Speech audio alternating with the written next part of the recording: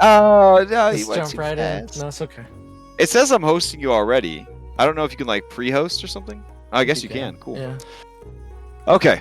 So, while beyond the Witchlight, Isekai adventure continues in chapter 4, Yan. This week's Faxpiration question. If your character had to be described as a pizza, what would that pizza be? All right. So ruminate on that, and then if somebody would like to, we could definitely use a recap. This DM inspiration has a high market value right now because we're not sure about my affiliate status with this whole stream into YouTube and Facebook at the same time. It could be losing affiliate any day now. Then all the fan inspirations will just dry up. So this is an unsure market, but you know what's a sure thing? This DM inspo for giving a recap. So, does anybody want to volunteer? I got it. All right. Alex Zyla, take it away. All right. So last time on Wild Beyond the Witchlight, we finished clearing out Lyran's lair. There was a really crazy eye monster that had taken up residence there, but possibly put there by the hags. We don't confirmation yet. But it was very keen on eating magic, and after we defeated it, we found out that it kind of ate all the magic from her hoard, which is very sad. Well, she thanked us and gave us a few very cool gifts, a book detailing crazy adventures in outer space, maybe one day, and then a moon pearl that she'd given me and has cool magical properties. After we finished helping her out, we were gonna head back to regroup with Amador, Gleam, and Burley. We're just kind of making camp outside of far away from Motherhorn. On the way there, though, we were tailed by these shadowy figures that looked a lot like goblins, and we noticed they were following us for a while, just keeping their distance, and we hem and hawed about what to do about that until eventually Elion came up with the plan to just use a smoke bomb and run for it, and it worked. We avoided their tailing us. We lost the shadows for now. Probably run into them again. We met back up with Amador, Polynella, and Gleam, Burley, and we basically sat down and started making plans for what we're gonna do about Endolin. And one very important thing, forgot. So Lyranth told us why all the weather is being messed up. She told us about a magical windmill in the middle of a maelstrom that we would probably need to go to fix what's going on with the weather. That we would need a special air balloon or something that could travel through a thunderstorm. And we remembered early on in the campaign we went to was it Downfall? Mm-hmm. Yeah, Downfall, and we met. There were some Shatterkai merchants who had a weather balloon that was made out of a thundercloud. It's like, yeah. Lyranth helped us locate that with their magical scrying mirror. There is such a craft on top of Motherhorn, so we definitely need to go there and get that before we can fix the weather, so to speak. While we were planning, Alex came up with kind of thinking about what we would need. We would think about, let's get more allies, and then for whatever reason it came up. Master Tobin was I remember that his key was locked away, and the great idea to try and unlock his key with a magical chime of opening that I got from Jingle Jangle way back when. He nearly exploded, getting all of his powers all back at once. He leapt into the sky and blew up a moon to let it all out, and then he came back down. So it's good for him. Very happy. And then we talked with Elkhorn. Told us we remember that Elkhorn had some allies he came here with. Told us a little about them. we learned from Amador that one of them might be around, so then we went to I forget what they're called. Briganox? Briganox, yes. Briganox, yeah. Told us about the Briganox and they might be having some trouble, but so we went to check out them. We ran into some weird Korred statues outside of their cave, and we went in originally. We were hearing lots of pick and mining noises that all stopped as soon as we entered the cave. So we went back out. We sent Lucky in to kind of scout it out, and he ran into a few of them. And that's kind of where we left off. Oh, and then yeah, we found Molliver. Oof. All right.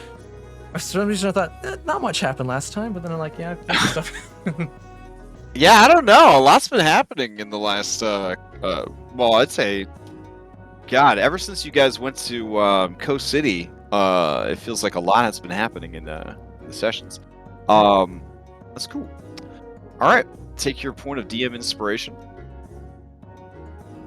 And who would like to answer this week's Factspiration question? If your character had to be described using a pizza, what pizza would they be? This can be, of course, for your mundane character and your Fantasona, or however you want to do it. However you want to do it. I don't want it. But... Oh, you can have it. Okay. Lucky. He's kind of described like a topping for pizzas.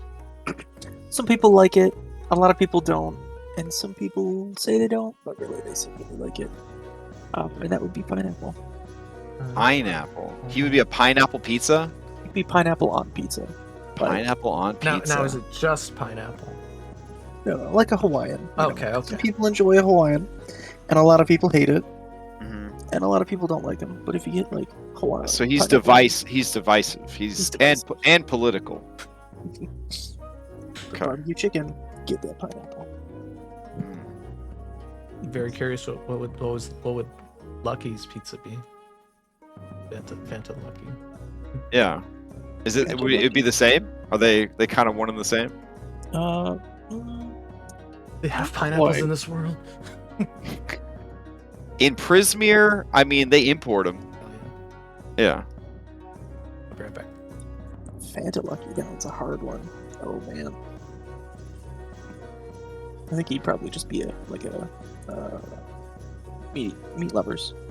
A meat lover's I pizza. thought it'd be the exact opposite. Veggies and lots of carrots. No, that's too much. Meat lovers is a pretty Chad pizza. As a castle guard captain, I could see that being an appropriate pizza for captain of the guard. Yeah. For anybody that thinks rabbits don't eat meat, there's a young traumatized Crash that could tell you they do. They do eat meat. Have you not seen They eat the flesh of a babes. That's right. What's that? Why am I forgetting now? Yeah, the Holy Grail. Yeah, we found some orphaned rabbits when I was very small, and we didn't know what to do with. My dad almost ran them over with the lawnmower, and so we had them in the house. These orphaned rabbits, and I, as a small child, I'm not trying to call my parents, but I was left unattended most of my life. So, like the Rugrats, basically. So I'm eating a tuna fish sandwich, and my hands are covered in tuna fish residue, and I go to examine the rabbits, and the whole box of baby rabbits began to feast upon my small 4-year-old hand in a frenzy because delicious tuna fish smell on them wiggly little worms that are children's fingers. Fleshy carrots. Trauma. Oh, All right. Is that why you punch rabbits? Shh. Okay, so go ahead and take your Factspiration for the session, and let's jump into this thing. So, change your music out here. If Lucky ever gets punched by God, I know why. How that alligator made that makes sense now. There's no. There's only a handful. I don't blame the rabbits. They were babies. the only animal that I hold a true grudge against is geese and swans. Geese and swans that I would drive my car off the road to run over some geese if that was an option. So, anyways, let's see.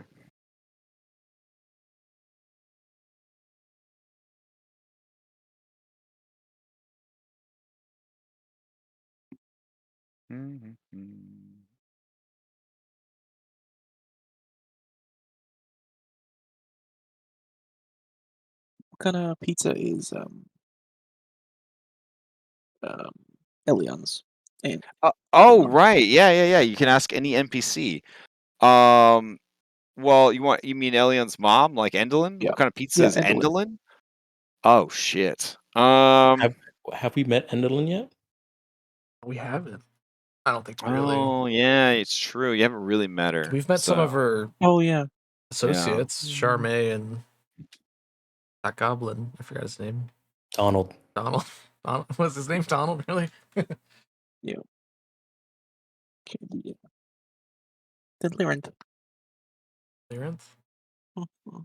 Okay, the dragon. Wow. I think that Lyranth, if they were a pizza, it would definitely be like a 7-cheese pizza with like some weird cheese like Gouda and stuff like that. Would definitely be on that pizza.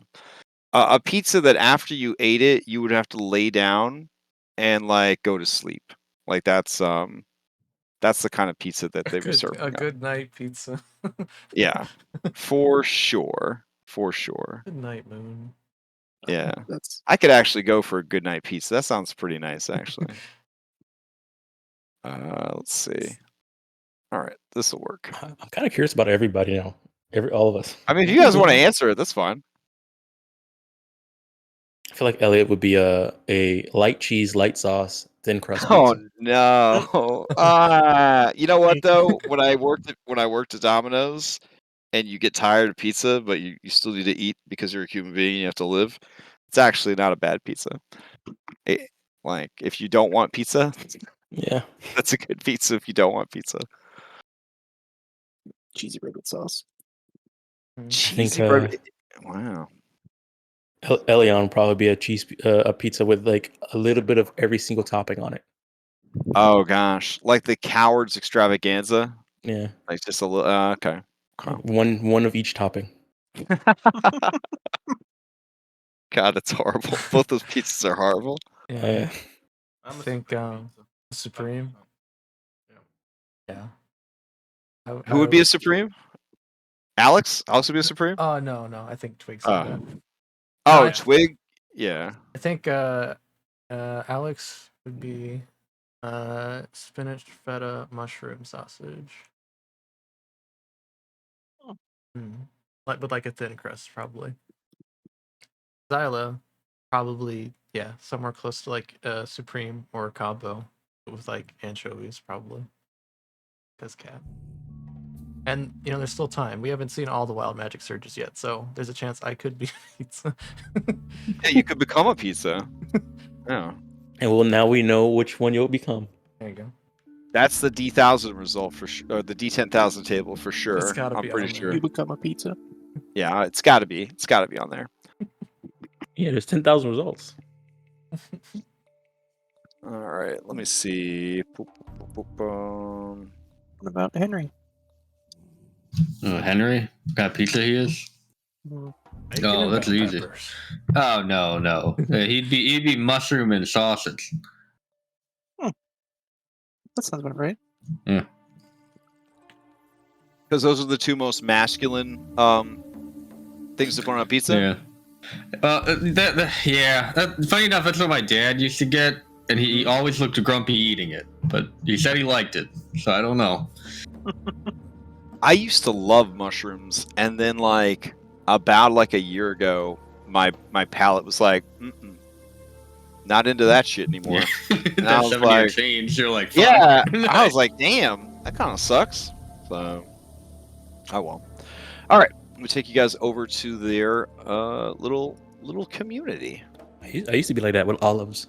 I didn't like olives, and all of a sudden I liked them. Just one day. Yeah, that's so weird that your taste buds change every 7-ish years or whatever. It's just so weird. So, all right, I'm gonna really take you over to this map before I start describing it and talking about it. Here we go. Nice, I did it. Whew. Did something right today. All right, so let's see. Got some ponies. Got some Berganox. All right.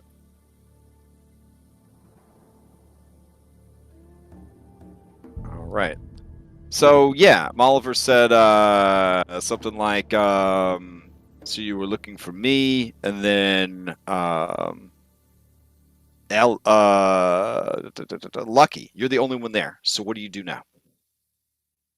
I'm gonna use my bob to poke Alex to come in with the rest of the party. What? Oh, jeez. Where did you come? You're just like hiding in my hat. Yeah. Okay. The fez that you got. Oh Yeah. yeah. I stashed the fez away where Twig can't see it. I'm using it for leverage later. I'll get it eventually. Yeah, I know. Like, I know you Scooby- want it. I saw it. Like Scooby snacks. Like Yeah. Scooby snacks. Would you do Yeah. it for a really nice fez? Yeah. Oh, okay. I'll let everyone know. I think Lucky found something he wants to follow. All right. So while they are coming to join you, Molliver kind of stares you down and says, "You seem familiar to me." Yeah. Probably am. You familiar with the Heroes of the Stone? You work for the Queen. I'm not sure if I work for it at the moment, but we did. Then perhaps you could tell me what the heck is going on. Some of my allies went to the Palace of Heart's Desire. There they were going to have peace talks with our longtime enemies, the League of Malevolence. Queen Zabilna had offered up her palace as a neutral ground for peace talks and communications. I wasn't able to make the meeting, but when I didn't hear from my comrades, I came looking. It's real bad. Yeah, shit's bad. Some hags have, done this to me and the rest of the heroes, and trapped Zabilna. At this point, Lucky, your long ears hear the sounds of your allies coming down the narrow mine shaft. Molliver reaches for some of the daggers they have stashed all over their body, tensing up and getting ready to roll into initiative. Whoa. You see the Briganox look scared, and the little wisps that float on their backs like little backpacks kind of quiver, as if mimicking the fear that the Briganox are having. Did you not want to meet Elkhorn or what? He missed you. Oh yeah, sorry. This realm has become a very dangerous place. Yeah, we noticed. Come, let's meet them in a more open passage. And so you guys start heading towards your allies, and then you guys kind of meet up at a more open area. Elkhorn, when they see Malvar, they just oh, there sorry, there they are.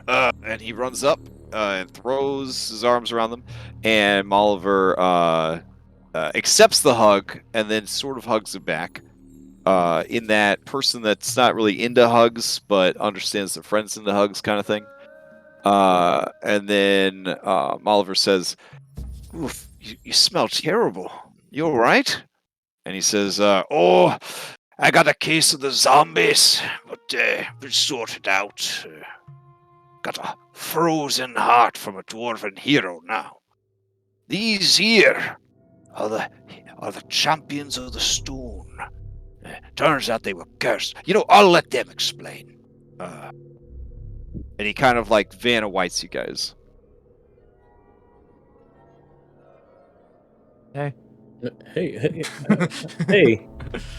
So you're Molliver. Elkhorn has told us a lot about you. Oh yeah, what did he tell you? He has? That you're one of his steadfast comrades. And you enjoyed sneaking. You have innumerable knives.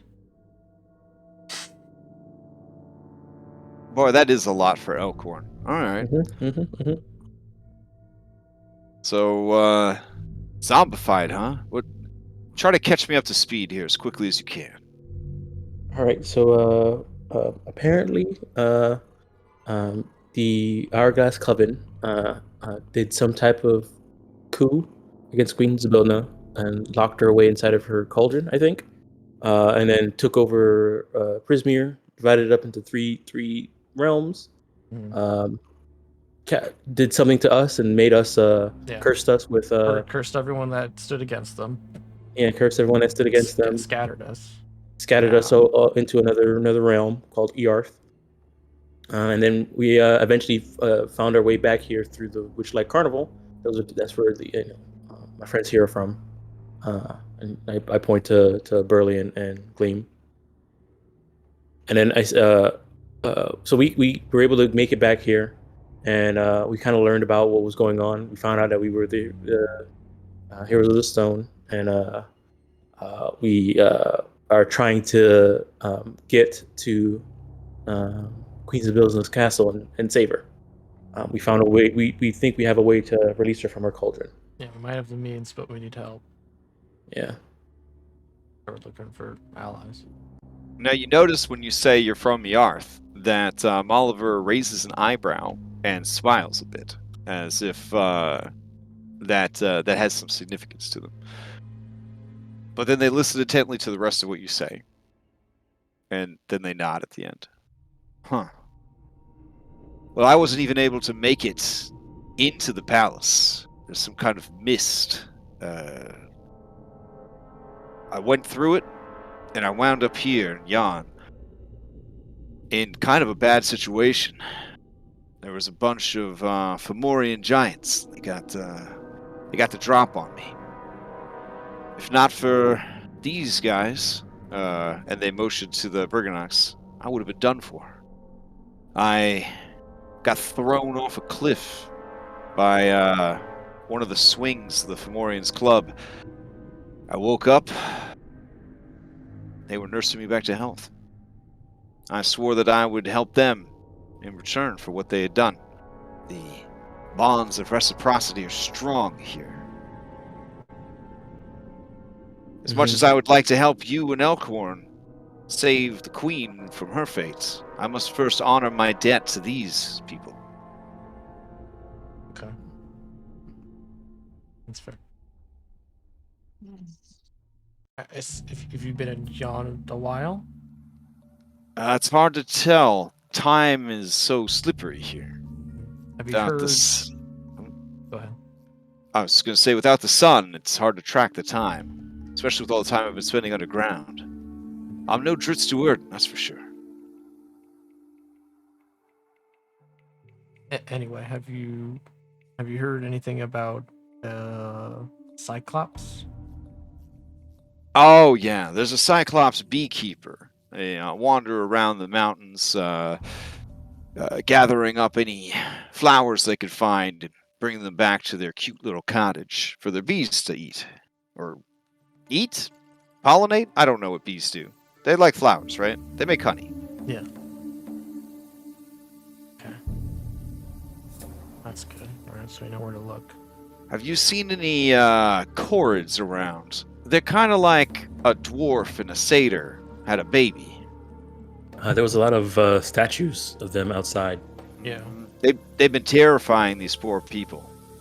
Basically, getting ready to mount a civil war against the Brigannox. They seem to think that the Brigannox are in league with Endelin. We've tried to talk to them, but they refuse to speak, animating stone and sending elementals after us whenever we come close. Do you know how we find them? Oh, they're all over the place. But the place they are known to gather is a weird circle of henge-like stones. You guys know about Stonehenge? You're from Yarth, Yeah. Yeah. It looks like that. Okay. They refuse. They're worse. Molivar looks over at Elkhorn. They're very stubborn. And so it's been very hard to make any sort of progress at all with trying to get to the bottom of this, where this sudden hatred and aggression is coming from. Apparently, for ever and ever, they were friendly allies of the Brigandox. Yeah, looks like they both enjoyed rocks. This sounds like hag And business, guys.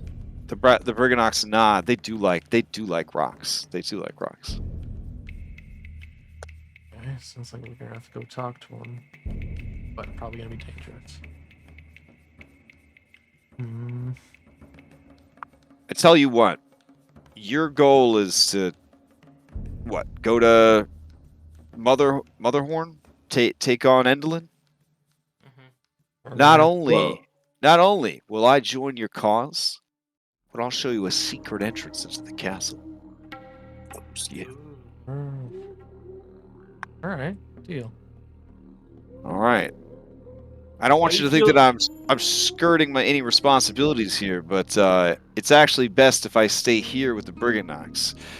In case any Korreds come hunting them, they're going to need someone to protect them. Also, the Korreds know my face. And if I'm with you, I might make them disinclined to want to talk. Makes sense. Would they be inclined to talk to the heroes? You know, what we normally would look like? I don't know. I mean, maybe. When I first saw you, I only somewhat recognized you. Almost as if there was some sort of veil or magic sort of concealing you even now. Mhm. I will say this. Champions of the Stone, heroes of the Stone. The times that we've run into you, I don't know if I call you heroes. And Elkhorn kind of clears his throat. And she says, I'm just telling it how it is. I mean, that she's right. that could be fair. Yeah, I don't remember much, so Well, the Fae have their own. literally zero actually. So just getting back pieces. Well, let me just put it this way. You guys have a reputation for taking out people that have displeased the queen, and also acquiring things for the queen that she couldn't get through legal avenues. Really? Not exactly heroic, more like mercenaries at best. I'm trying to be the I could mercenary. get down with a good heist. Heists are fun. Yeah. Alcorn says, well, I mean, they have the potential to be heroes. As they're getting their memories back, it's always good to set them down the right path. You know what I'm saying? And he stares up at Molivar, and Molivar stares down at him and says, were you trying to re-educate them to be actual heroes? He wasn't doing a very good job of it, so. Well, just because you throw a fish doesn't mean it's actually flying.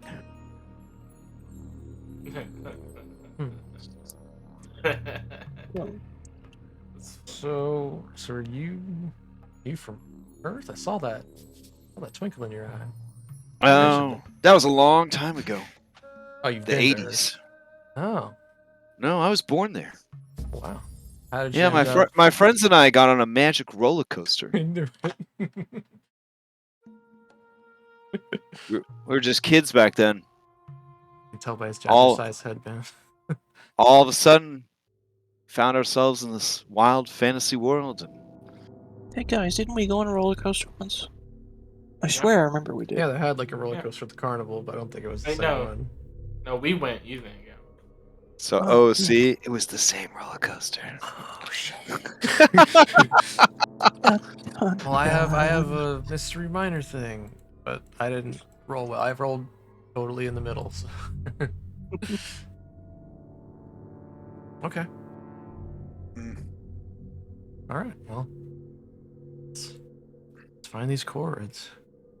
Yeah. All right. Elkhorn says, Oliver, you want me to stay here and help you out? How bad is it? Oliver says, well, I mean, the deeper tunnels, there's some restless undead, some fiery spirits. Apparently there's a pit of dark wishes. It's causing some problems. But the main issue is these Korreds. They could just sort of like pop out of the stone wherever. And they are real angry. Do any of the Brigannocs?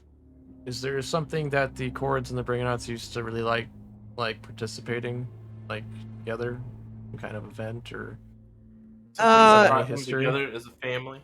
Yeah. It's more like gnomes and dwarves. Like they're neighbors, but they live very different, distinct lives. Okay.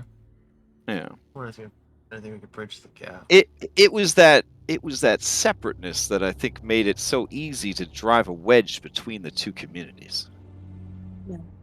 Adding on to that is the fact that the Korred community was already divided into so many different tribes with so many different attitudes. Now, supposedly, the leaders like to meet at that Stonehenge place to, discuss important matters. So I feel like that's probably your best bet to start. I went there and they pretty much chased me out. But then again, I did dump my charisma stat. It's a good thing. That's something good, charisma. I'll pat Henry on the shoulder. Mm. All right. All right. Does anyone else want to stay with with these your guys? permission, Elkhorn would like to stay and catch up with his friend and assist them if necessary. So turn to the rest of the group and ask if anyone else wants to stay behind where it's probably safer. Daft says, there's no place safer than Henrik's shadow.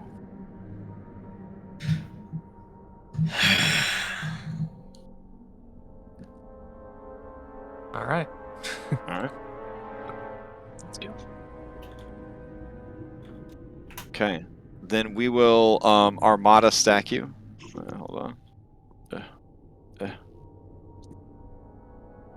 Almost got them all. All right. Gotta stack them all. Yeah. And then you guys head back to the map. All right. So if you draw your attention over here, there is this place. It's relatively close. Mm-hmm. Also, It what looks like there's like There's a also little little hut. chessboard. Looks like there's a little chessboard there. It does look like there's a little chessboard there. also like a wagon or something there. Well, Fine. as you begin to travel, I will check for random encounter. Let's see. You okay, Conti? I know. No? What happened? I'm like super tired. Why are you so tired? I have no fucking clue. Did this to you? I never sleep anymore. I've just been surviving on caffeine gum, military grade I think- caffeine gum. I just need to push to talk about it for a while. Okay. I can mail you some some military grade caffeine gum if you want. Four They pieces. sell and that you'll on die. Amazon now? They do. There's a lot of warnings. Did you say 4 pieces Uh, and you'll die? It says the civilians shouldn't chew more than 4 pieces in 24 hours because it's like Civilians? 100. Yeah, like They if you're say in the I can't military. handle it. Say I can't handle it. I've been testing it. I've been testing it. My body can't seem to handle more than 4. That's for sure. Nah, I don't want caffeine high. Then I'll just be like, oh, I'm tired but awake at the same time. I don't know. I mean, abusing amphetamines saved my life in my early 20s. So. I understand. Anyways, this is a story for another time. All right, let me bring you over to the map.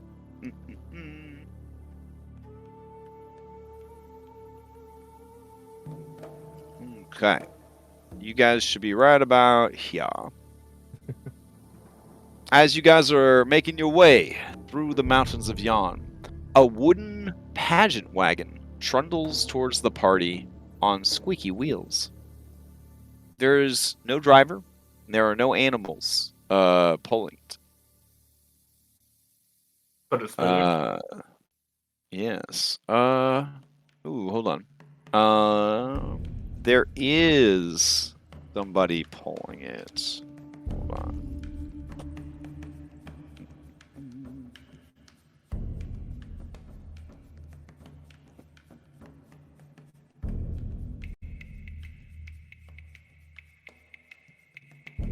So you guys seen Christmas Carol? You remember like death at the end of Christmas Carol? He is sitting on top of the wagon. Oh. Oh.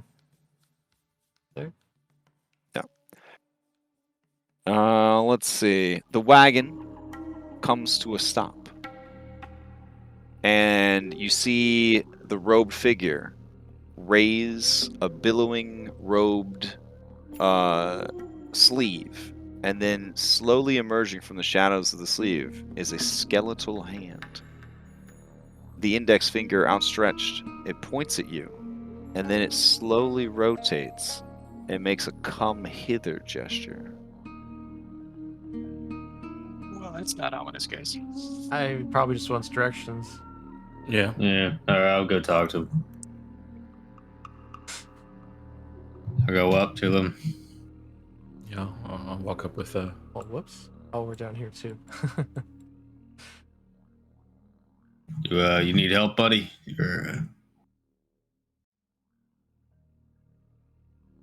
As you approach, the robed figure nods and it points to the side of the wagon where you see two wooden panels open and you see light begin to pour out. Peek in. Okay.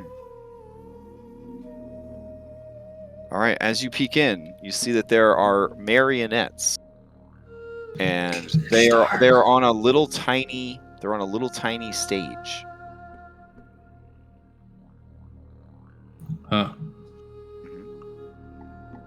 And they, looking at the marionettes, they are you guys.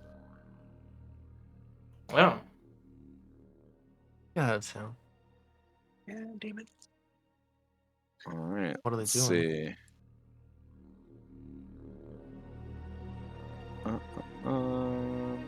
What are they doing? They are all kind of standing there, motionless. And then, seeing that you guys are situated, the robed skeletal figure kind of shoos you guys back a little bit away from the wagon.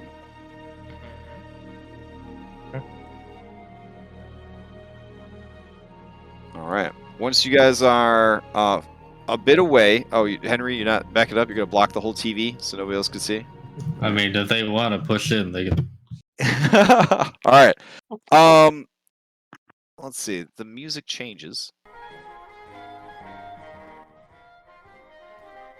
And the marionettes begin to move.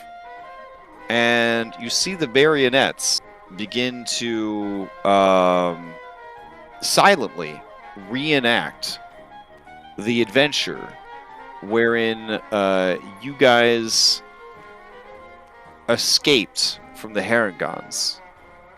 So it starts like, you know, all of the marionettes of you guys wave, bow, and then a curtain closes. And then when the curtain opens, the little cardboard background is now like a swamp, and there's two rafts, and some of you are tied up, and there's little Herringon puppets.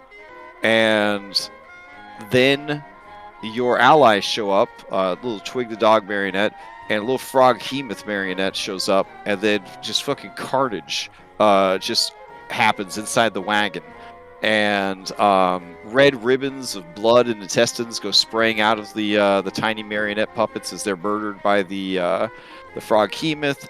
An incredible battle takes place, and then at the end, you guys are victorious.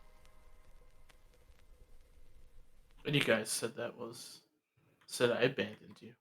See? And then I all the surviving puppets bow, and then the curtain closes, and then the doors close and the lights go out. Applause. Okay. Yeah, I also applause. And then, after your applause, a tiny banner drops down and unfurls over the doors, and it says, "To be continued," with an exclamation mark. Then you see the robed figure reach with its skeletal hand into the chest area of its robes, and it pulls forth a stack of envelopes. And then expertly, it fans them out to the 5 of you. And there are 5. Send Bob to grab mine if my name's on one. Mm-hmm. Each of your names is written there with a slash, and then your mundentity name as well. Oh. Lucky/lucky. Yeah. Okay. Oh, what's like? I guess I'll take a look at the envelope and see if just like. the name. You recognize the wax seal on the envelope as belonging to your mother. It is a skeleton of a crane. Oh boy. Yeah. Breaking the wax seal and opening it, you see that inside is a illustrated postcard of your marionette puppet. And then on the back, it says, "Good for one private audience with Endelyn Moongrave, - no strings attached."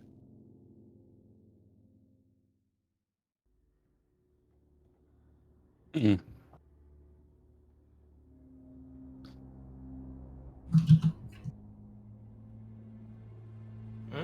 You think your mom misses you?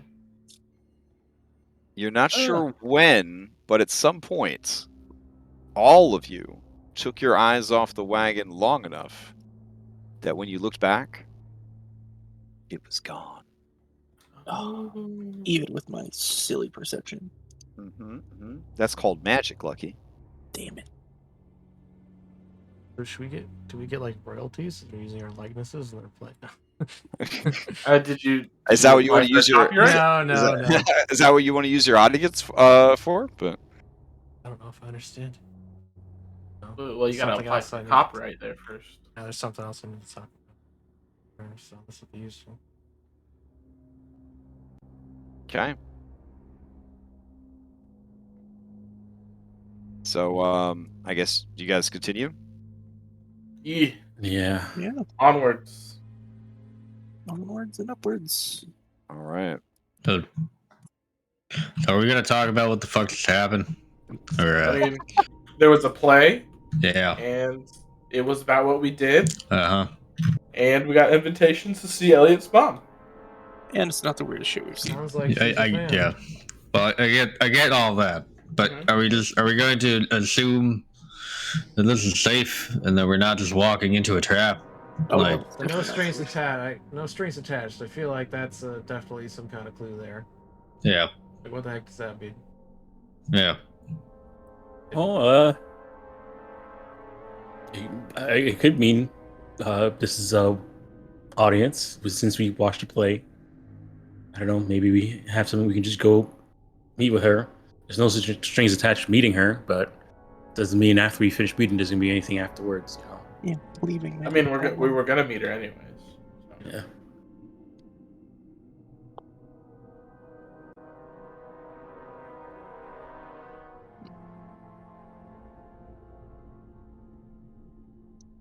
All right. Up ahead, the strange henge looms. Elliot, you recall now the name of it is Lockbury Henge. Atop a boulder-strewn plateau stands a circle of 8 megaliths. In the center of this henge, there's a small checkered game board with stone playing pieces resting on the ground near the dying embers of a campfire. And I will take you guys over to that map.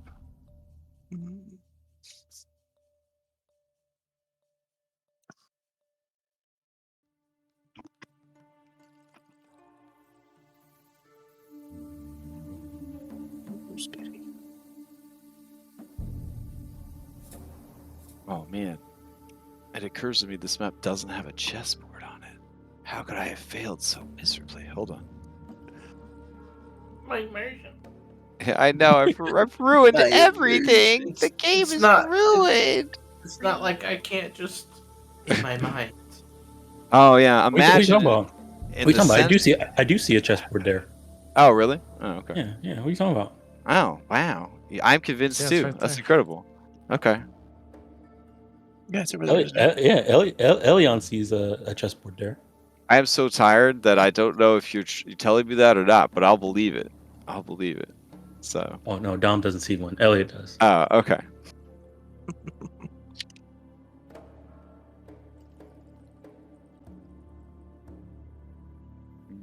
Mm. All right. So, what now? Hmm. So So look they're- around. yeah, I guess they're supposed to meet up here. Sometimes. I guess the question is, we don't know when they usually do that. But they did say they just pop up out of stone, right? Mm-hmm. Maybe it'll just pop up once we get a little bit too close. I don't know. I definitely want to investigate. Yeah, maybe if we touch their game board. This is like that movie, right? The one with Robin Williams, and then again, they made it again, and it was The Rock. Hmm. Here you go. Here's the amazing chessboard. Yeah. Oh yeah. There we How go. about Travis Knight Jumanji? too, but I'm still Yeah. messing with- We got to touch the game board, and we're gonna get teleported into the game. Oh, I got you. Well, it is also very high. Like this is like a sheer ass climb. There's sort of there's sort of a natural like windiness to the road that you can kind of take to get This way, right? up there. All right, There you go. got it. I mean, if you want to climb up, you can, but No, very Elliot. disrespectful. Very disrespectful.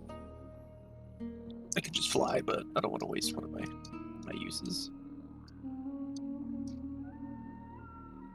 Okay, it looks like the game was in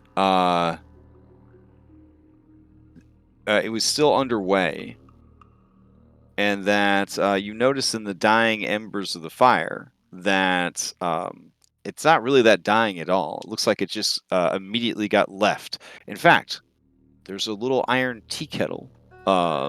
It's just gently whistling as it continues to heat up.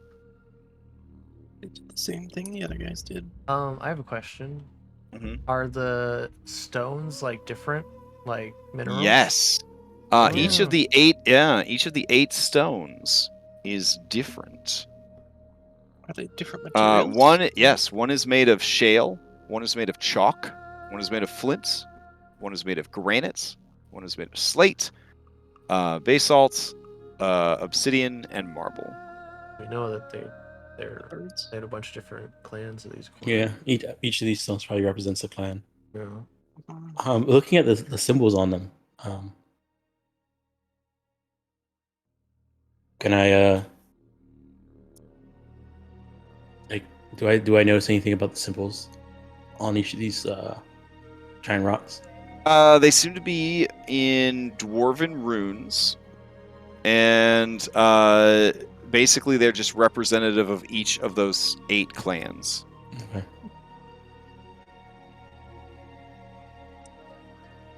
I wanna.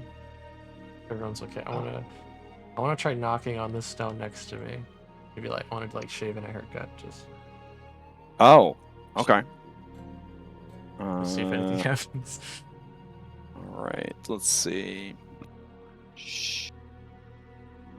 Okay, so when you knock on that particular one,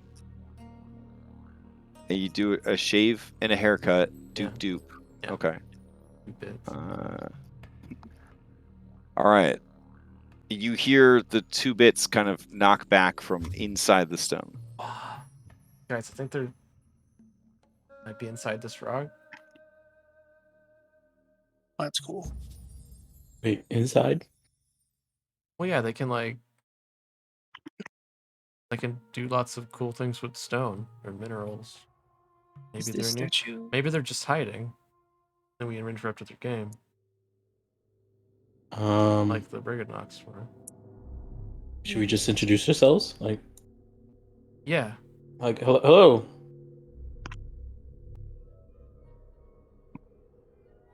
Hello? You say hello to the rock. Yeah. Okay, I'll put my ear up to the rock. If I can hear anything back.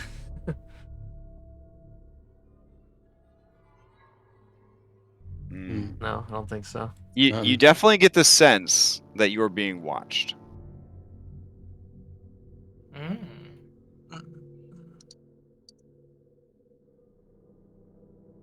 we get a better look at the game?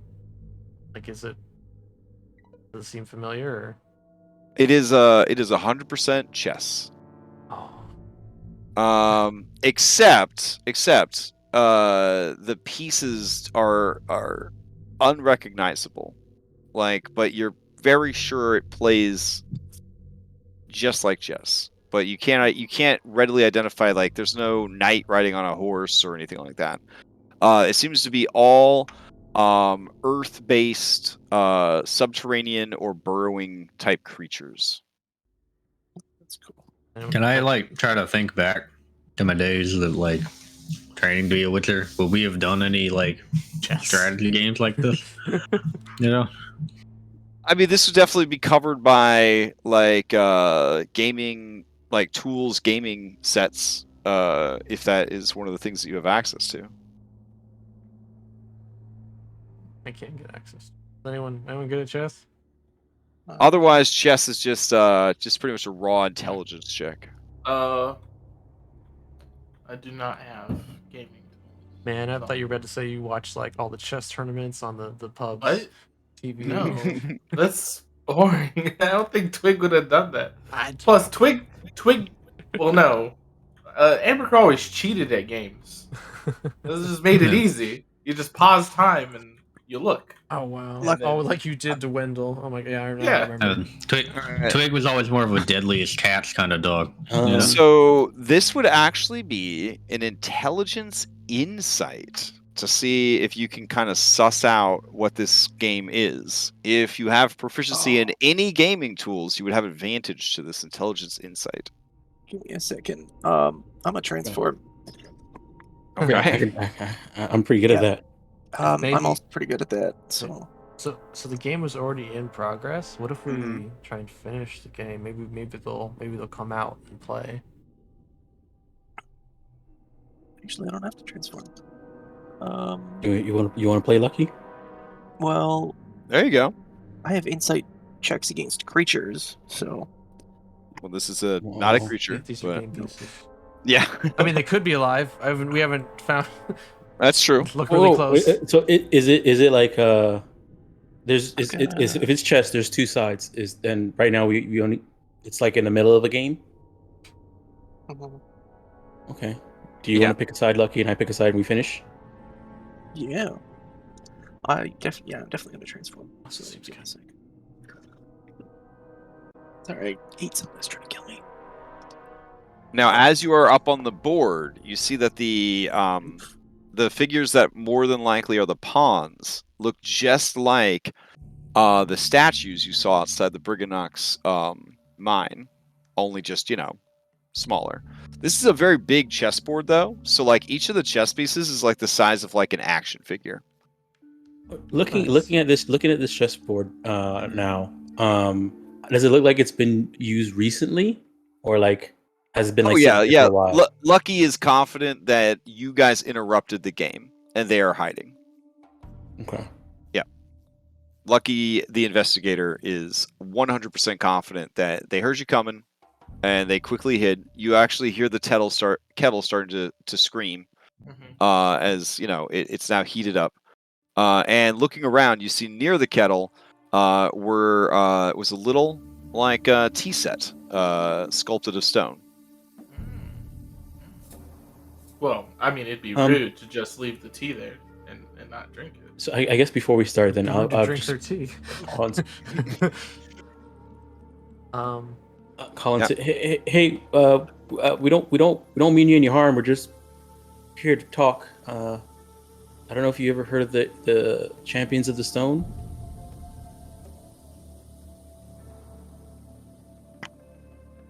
No, nothing. Right here. Man, it'd be a real shame, right, to leave this game unfinished. We should play, and I feel real bad for whoever was winning. So, Lucky, as you examine the board, you kind of understand the game, but you don't fully grasp what's happening. Give me a second. Did I not move my... I thought I moved my my stubborn to my Fanasona also. What it's a you said it was an intelligence insight, right? Intelligence insight. All I right. could cast a spell that might help. I moved my incantation. That. Okay, Elliot, you understand the game, and you realize that one of them is one turn away from winning. Ooh. They just gotta move one piece to the right spot, and then they win the game. I don't know whose turn it is. Okay. I'll say okay. Wait. Yeah. I'll say okay. Yeah, I guess I'll look at which side is the one that's close to winning. Is there any way to determine like which side is which? Like, is it black and white or? Yeah. Well, one set of pieces seems to be made out of chalk. And then one seems to be made out of slate. And who's right now about to win? Chalk or slate? It looks like slate can beat chalk in a single move. Huh. So what I'll do is I'll say out loud, "Oh man, it looks like chalk has this in the bag. There's no way slate will win in this fight." Oh dang. Okay. I don't know how you can tell that. This seems kind of mean. He was already losing. Which one of these is chalk? Which one of the statues? Yeah. Let's see. So what Elliot's trying to do is I know you're trying to. Yeah. You're trying to get their goat to give my. Yeah. So let's see. This is chalk right here. Okay. Then which one is slate? Which one of these is slate? Hold on. Slate is actually all the way over here. Let's mark those. Maybe it's important. Okay, yeah. If you want to mess with this guy's game, go ahead. I could cast a spell to make you, slide like a fox. What? The spell would make me slide as a fox? Yeah. I could try and roleplay the, skill enhancement or whatever that spell is. Or I could just, yeah, sure. I'll just call it what is it? Enhance ability. I think fox is intelligence. Yeah. Oh, okay. You guys are labeling it. Cool.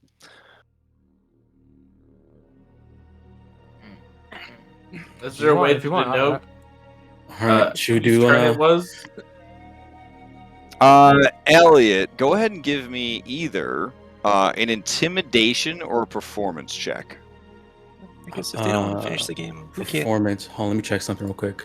Okay. Feature. Is it charisma check? Okay, it's any charisma check. Okay, so there's an extra plus 4 to this performance. I don't know if it already added it in there or not, but it adds my intelligence as well. And you're not doing this with advantage, though.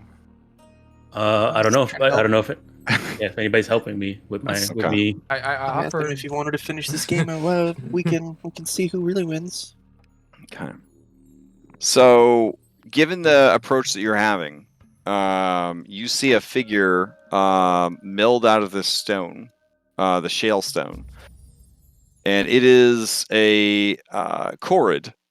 And this Korred looks exactly like every other Korred you've seen, except they are wearing a beautiful tiara, which is made of shale and studded with many sapphires.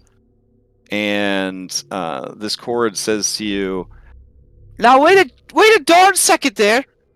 I had that game in the bag. I was about to win the whole thing, and then you showed up. We heard we heard your approach on the wind, an ill wind, no doubt, sent by Endelin, I have no doubt. Mm-hmm. Oh no, I don't work for Endelin. We're actually trying to save Queen Zabilna. I find that hard to believe." And then the chalk pillar ripples like water, and you see another one come out. This one's got real chalky skin. And he says, "Cousin, you can't deal with these people. These are dangerous times. Here, I will summon the warriors, and we will destroy them. We will crush them into pulp and feed the stones." Hey, whoa, Hey. Calm down. That's no way to treat royalty. Oh, Queen Argantel of the Shale. She looks over at you, Twig, and she game recognizes game, and she says, "Oh, my apologies, Your Highness. Oh, no, I did not Your know Highness. a fellow monarch was in our midst. What brings you to this plateau on this stormy evening?" We are here. Subjects, why are we here again? Oh, to make right the wrongs, to bring the Briganox and the Korreds back together against the Ag Endelin. Briganox, we won't deal with you if you're with them. You're probably with that tall, dark-skinned hero that came by and told us that we were mistaken. How dare they? How dare they? What did they do? How dare they what? What do you mean? Like, you just said how dare they, but like how dare they what? Like what are you saying? How like what was the issue to cause the how dare they? We know that they are in league with Endelin Moongrave. You know, the bitter end. But wait, how do you know a hero though? Why would a hero be with the heck? A so-called hero. They said they were a member of Valor's Call. But I doubt any member of Valor's Call would throw in with Endelin Moongrave. How are you so sure? How are you so sure that they're with Endelin Moongrave? How do we know you're? How we know you're not with Endelin? Because never before have the 8 tribes of Korreds ever been so divided. And when I did meet with each of the leaders of the different clans and tribes, they all said the same thing. They're dealing with Briganock issues. Briganock meddling, Briganock tricks, Briganock thefts. The evidence mounts higher and higher. No, because those cowards hide from us. They refuse to meet with us. Instead, they send a human champion. Maybe they're scared. They should be pretty tiny. scared. We erected fearsome statues to keep them frightened so they would no longer bother us, but they continue to do so. How so? Yeah, from what we saw, they're all hiding inside their cave, Yeah. afraid of your magnificent statues. How are they still causing you issue?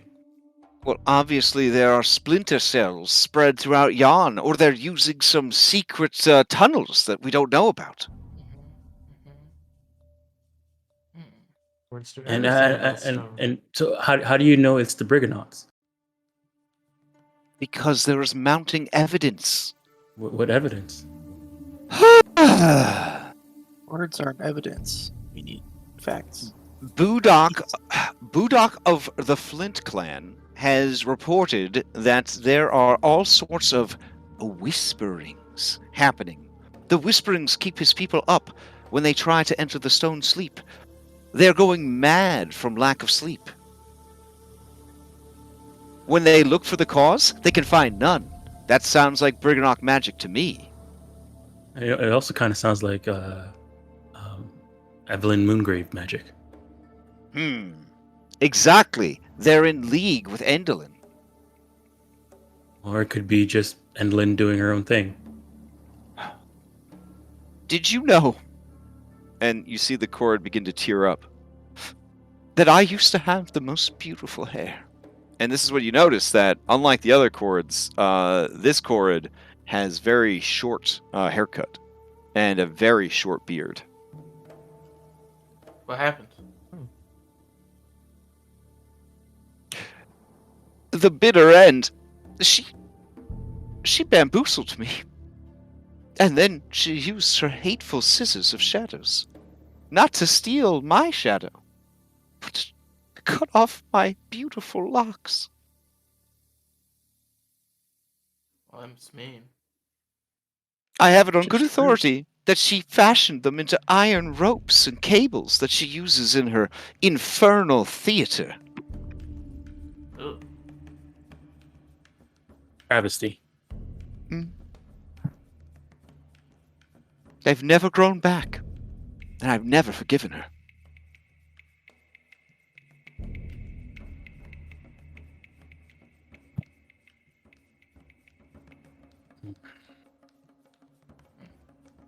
I would do anything to put an end to Endlin Moongrave, not just to her reign of tyranny over the splintered realm of Yon, but no, to end her forever.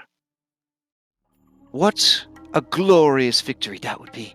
What sweet revenge. Would But- you even work with the Briganauts to do it?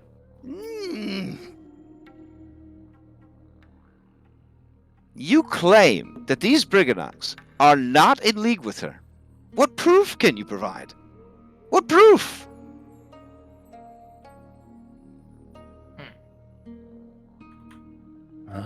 Well, They seem to be scared of her. yeah. When we went there and saw them, they didn't try to harm us. They tried to run away from us and from being scared because they thought we were in league with Endlin. Now, if somebody was in league with Endlin, would they be scared of somebody if they thought they were in league with Endlin? We know that they're in league with her because only the Briganauts, only their great architect knows the secrets of stone artifice that would allow them to turn my beautiful locks into strong cables. Maybe she forced them to. You know, hags also have some very powerful magics. They could not do it themselves. We had our Galabdur infiltrate their minds and heard that the Briganauts have a secret tunnel connecting to Motherhorn. Why would they need such a tunnel if not to visit their mistress?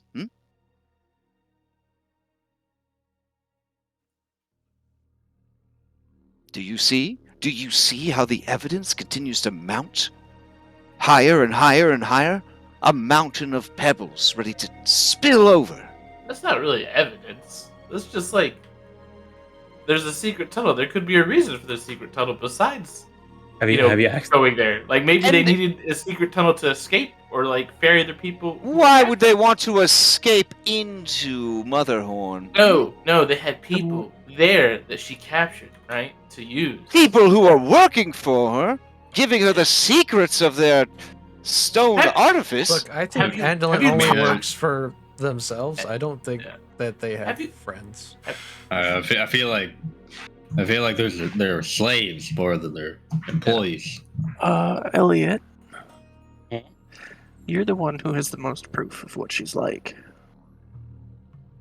Well, not right now, really. I can kind of think about it, maybe. So, but your other Plus, other you. Plus, I don't want to let they don't seem like they. If I tell them that if they find out my relation, they might not trust us. True.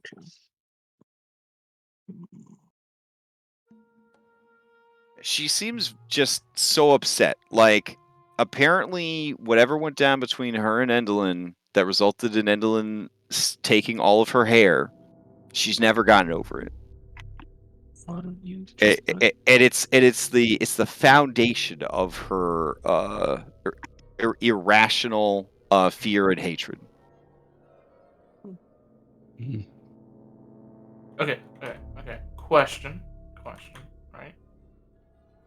Are you asking the queen this? Yeah. Okay. You said it's their stone like architectural magic Mm-hmm. that would have helped Endolin turn your hair into what again? Strong steel cable. Iron cables that Mm. she's using for her theater, and for Okay. that strange storm cloud balloon. These Could are all this- things that Endolin would never have been able to build on her own. Okay. Well, let's just say that's true. Okay. Would the same magic help get your hair back? No, No. Okay. there is no returning my hair. There is only vengeance now. Okay. Why don't you talk to the Brickknocks? Talk to Right. them. Those Yeah, what- cowards. We have tried. They run away.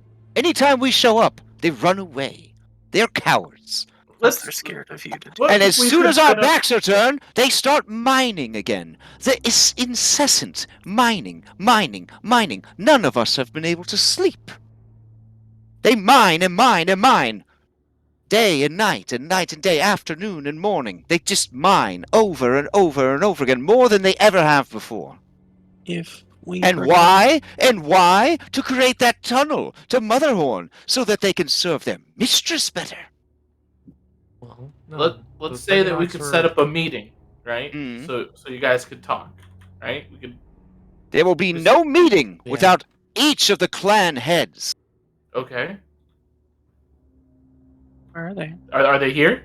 No. Jagu of Chalk, my cousin, is here. We were playing a fine game and preparing some tea and pebbles as a snack when you interrupted us. You must go and get the other 6 and convince them that they should attend this meeting. If you can. And then they get like a look on their face, thinking about how stubborn their people are. And then she says, if you could convince at least 4 others, 6 of the 8, to agree to a meeting, we will meet with them here at our henge and discuss the matter. Civilized, like, right? There will Yes. be no. Yes. We will invoke the parlay. Correct. Absolutely. All right. So, I am Argantul of Shale, Queen of the Korreds of Yan. This is Jagu of Chalk, my cousin and best friend. You will need to retrieve Budak of Flint, Azel of Granite, Mizelda of Slate, Yana of Basalt, Noel of Obsidian, and Malo of Marble. If you agree to seek them out, I will use my magic to allow you to travel to their realms quickly. Because we must end the incessant mining. Well, I was interrupted, but the reason they're mining is because Zabilna told them to. Nay, this is more mining than they've ever done before. More mining than they ever did when Queen Zybilna still ruled. This is a mining that is incessant and ceaseless. Seems like they're mining wishes, right? They're looking for an answer to the problems that, like this land. And I am looking for an end to this.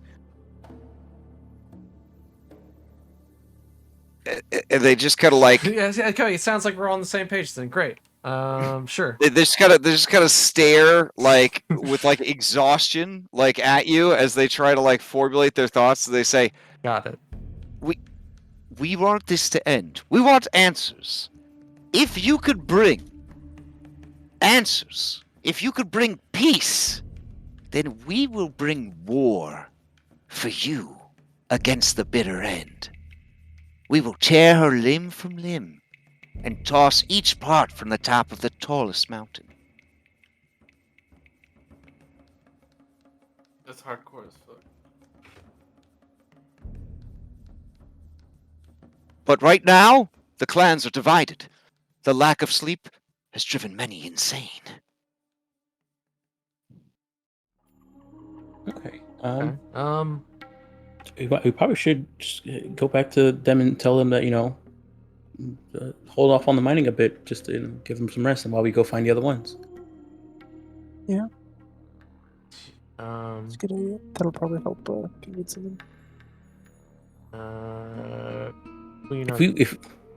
If we go, we'll head back to them and ask them to slow down on the mining, while we find the rest of your clanmates. How long will that leaders. take? Well, I'm not sure, but we'll see if we'll ask them, and if they it are. sounds like she's gonna, send us to solve the problems of her people very quickly. I don't know. Okay, I guess that makes sense. If we go too. back to them, we're gonna have to walk all the way back here. Let's just go. Yes, go. I guess. Yeah.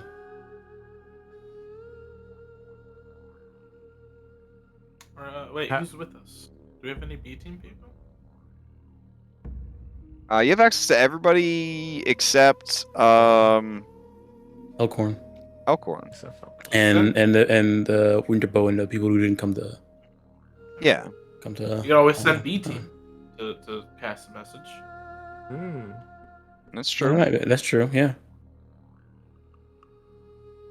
You guys willing to go without your B teams so that they could run this sort of message/errand? Sure. That's no issue. Yeah. Okay. Just Toby though. I mean, you could keep Toby to send the rest. Like, No, you don't it's have fine. to send everybody. No, I'll send.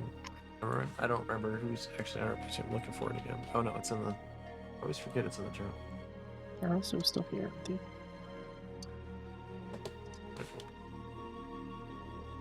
Okay. We got Sir Talavar, Toby, Elkhorn, so we lost Elkhorn, and we have Daffodil and Burley. Currently. Yeah. Let's just get Fluffy Bottom instead of Big Pockets.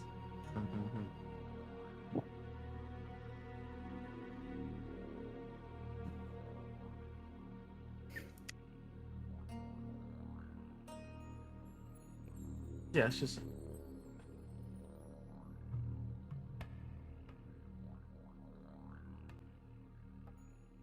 Okay. Okay. Okay, Argantel, we'll help solve your people's problems. How do you intend to get us to your people People's so realm. quickly? Yeah. Yeah. I will send you through their stones. Oh. Oh. who would you like to visit first? Who do you think be the most susceptible to coming to meet? Actually, who do you want to see? Who do you want to see at first? Mizelda of Slate is the youngest of the clan leaders. She has not handled the death of her mother very well, and is weighed down by her new duties and insecurities.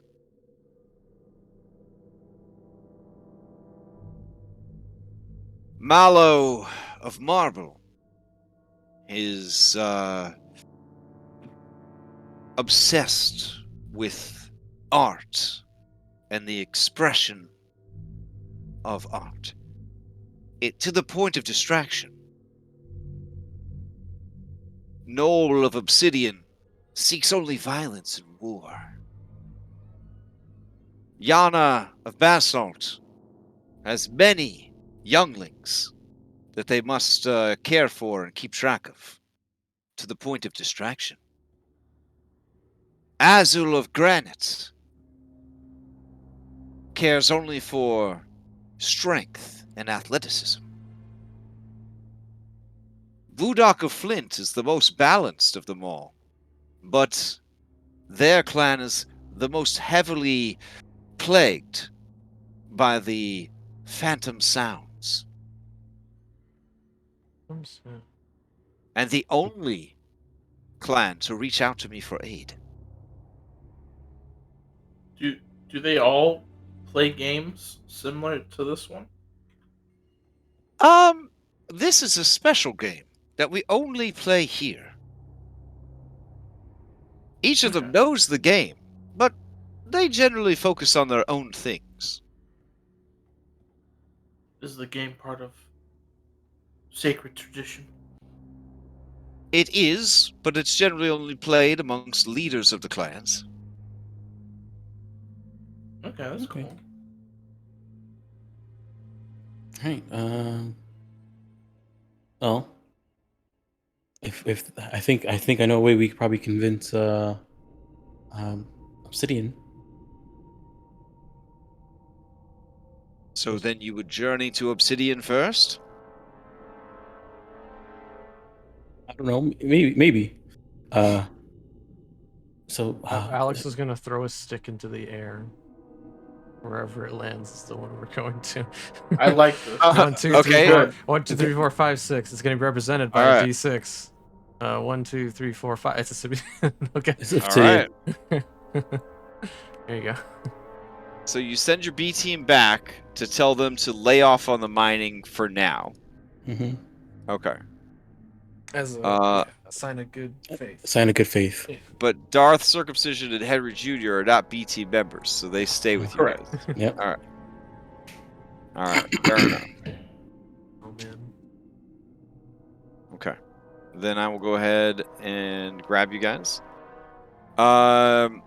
She approaches the obsidian stone and places a hand upon it, and it becomes like liquid. She beckons you to step through it. I stepped through it. All right. As you guys do, oh, there we go. Yeah, get over there.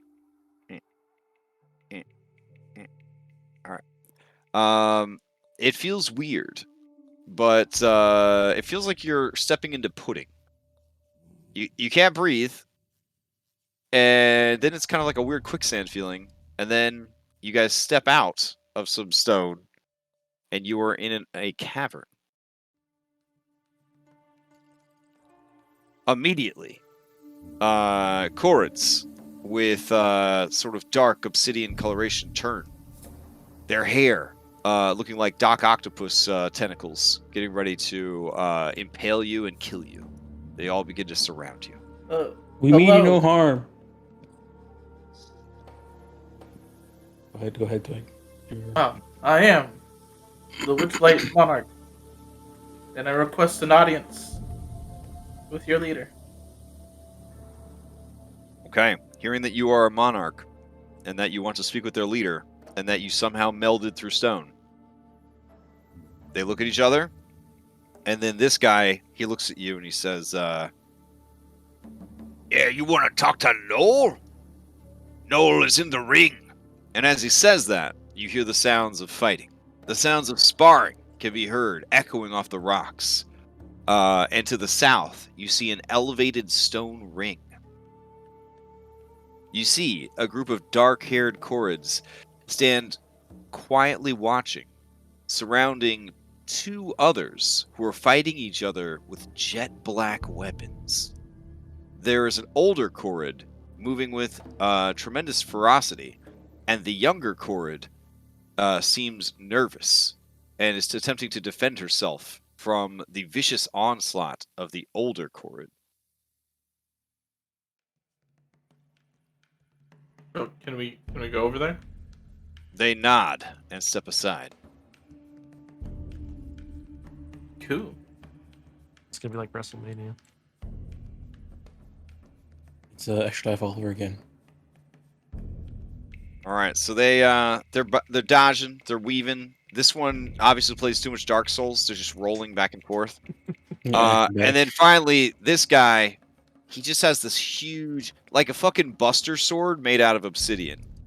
And he just says, pathetic! And he brings it down on her, and you just hear the cracking and breaking of many bones.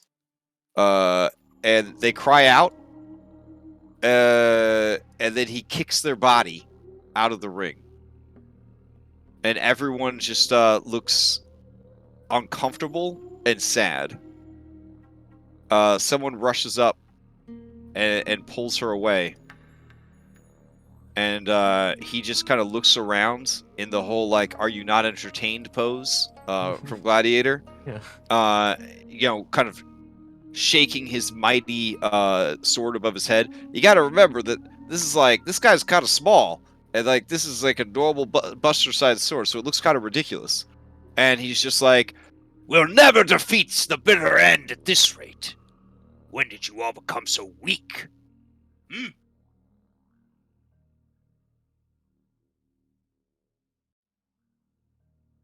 Do the other Korreds look like admonished by that? Like, they look admonished and they look sad, like they've been dealing with this dude's bullshit for a while now. oh, okay. Here, get in there, kick his ass. All right. Become their leader. He looks over at you guys and says, "Outsiders, what are you doing here?" I'm gonna transform into Henrook. A new challenger has appeared. My friends told me I have to kick your ass now. Oh, did they? Yeah. And why are you here? To kick my ass? No. Yeah, I guess so. Wait. I'm gonna transform now. Okay. Hang on. I promise I'm gonna do it. There you go. I'm not blessed.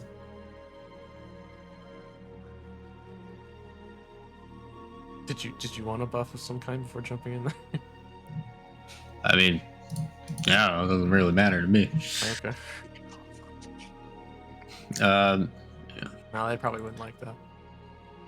Now, sizing this dude up, it does not look like this will be an easy fight.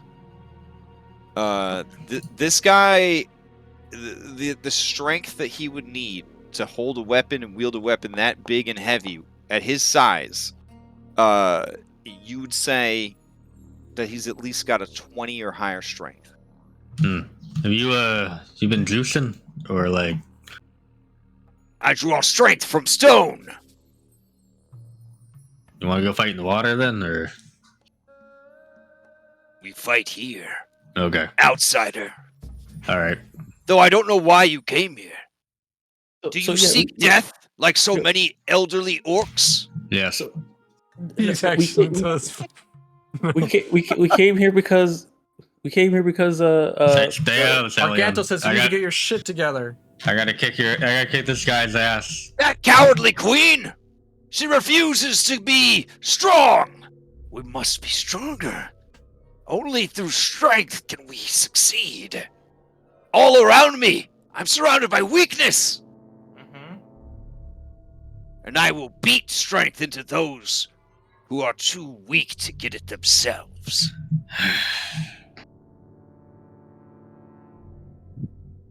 Why don't maybe you should try lifting up your friends and putting them on the pedestal instead of yourself.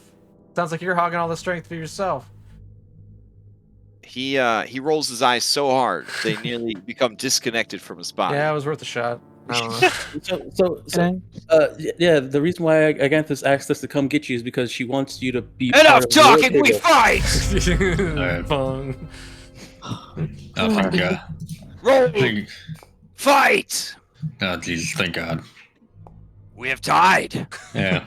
We must perform rollies. Roll a d20. I have patted Henrik on the shoulder as he went by.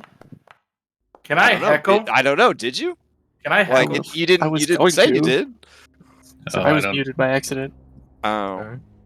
I would like to Just kinda heckle. You transform Twig? Is that your new? I didn't update that Yeah, either. It's just That's gonna such do a this as hack. he passed by. What's going on here? Temporary heal. I got heroism, You have heroism. I guess. Yeah. Okay. So instead of my 2 temp HP, I now have 3 temp HP. It's not much, but it helps. What? Hey, every turn you get that. That's good. That's All that's right. true. He has defeated you in rollies, Henrik. Mm-hmm. So it begins. Let me grab some musics. Is heckling from the audience allowed? Probably. I don't care if it's loud or not. I don't think I'm gonna heckle anyways. Okay. I mean, they all watched like very somberly as they were fighting. All right. Let's see. Pause this music. Put on some this music.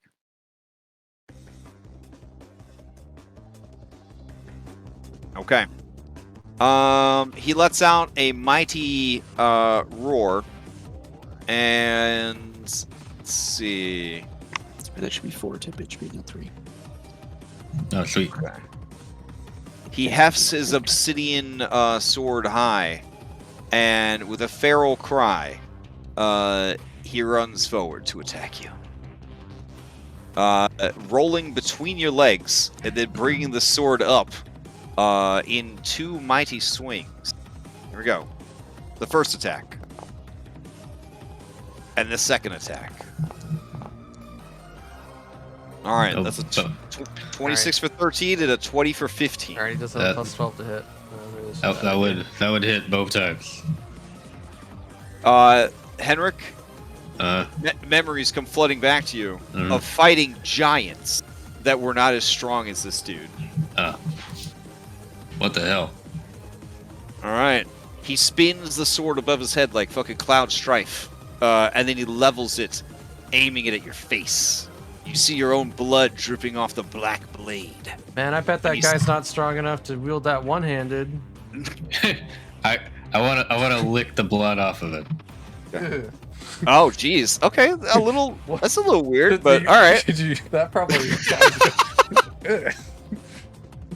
All right. Henrik, to you. All right. So I get the 4 temp HP at the beginning of every one of my turns, or like Mhm. okay. Pretty much, yeah. Yeah. Alright, cool. Alright. Alright, well, at least I don't have to move. I'm going to attack him twice All right. with my bone saw. Alright, I don't think that's gonna hit. A 13 does not hit. This man is made out of stone. A 24 hits. And then I guess I'll action surge. Okay. And then I can do 2 more. All right. When you hit him for that 11 points of damage, this is a magical sword you're using, right? Oh yeah, Yeah. All right. Then he takes the full damage, and he has to make a Wisdom saving throw. Ooh. All right. As you hit him, you see his eyes kind of cross and uncross, and he kind of shakes his head, and then you see like anger take back over, and he clutches the hilt of the blade even harder. Foam begins to form in his mouth. All right. So then you action surge, you attack again. A 14 is it's not just. I mean, it's pretty good, but it's definitely not enough to hit him. So I don't know. I have I got 2 attacks. Okay. So that's a good idea, Alex. Is there any way I can disarm him? Yeah, that's a maneuver that you could do in Dungeons and Dragons. Yeah, you can definitely do that. Okay. I heard about it in the patch notes. Like, Yeah. Well, I'd like to do that. Somebody could like read me the entire patch notes and like maybe a YouTube video. I have no idea. Hold on, I'll try and find it. Alright. A creature can use a weapon attack to knock a weapon or another item from a target's grasp. The attacker makes an attack roll contested, listen to this part, by the target's strength athletics check or dexterity acrobatics check. If the attacker wins the contest, the attacker causes no damage or other ill effect, but the defender drops their item. The attacker has disadvantage if they are holding the item with 2 or more hands. The target has advantage on the ability check if it is larger than the attacking creature, or disadvantage if it is smaller. So 2 hands would be disadvantage, but you're bigger than him, so it'd be advantage. Yeah, I'm feeling lucky. Okay. All right. So is your next attack going to be to try and disarm him? Yeah. Not feeling that lucky. Okay. He will make an athletics check. We're going for a 1 here. If it's a 1, then it's all over. But no, 21. You hit the sword, and it is like you have hit a tree. You feel the reverberations. Yeah, reverberations through your weapon and back into your arms. Ow. Okay. He looks at you and he says, "Only 4 attacks. Is that all you have?" Yeah. All right. Conti. It is Team Heckle's turn. Okay. Before going to the next round. When he goes to attack, right? Will loudly exclaim, "Are those beard plugs?" The man has beard plugs. Damn. Okay, give me a performance check.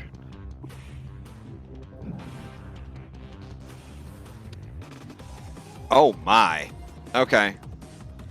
There are some chuckles from the nearby Korred. Some nervous, frightened chuckles. And you see this guy look left, he looks right, and he says, "Who's laughing? Beard plugs? Never!" I'm gonna have him make a wisdom saving throw.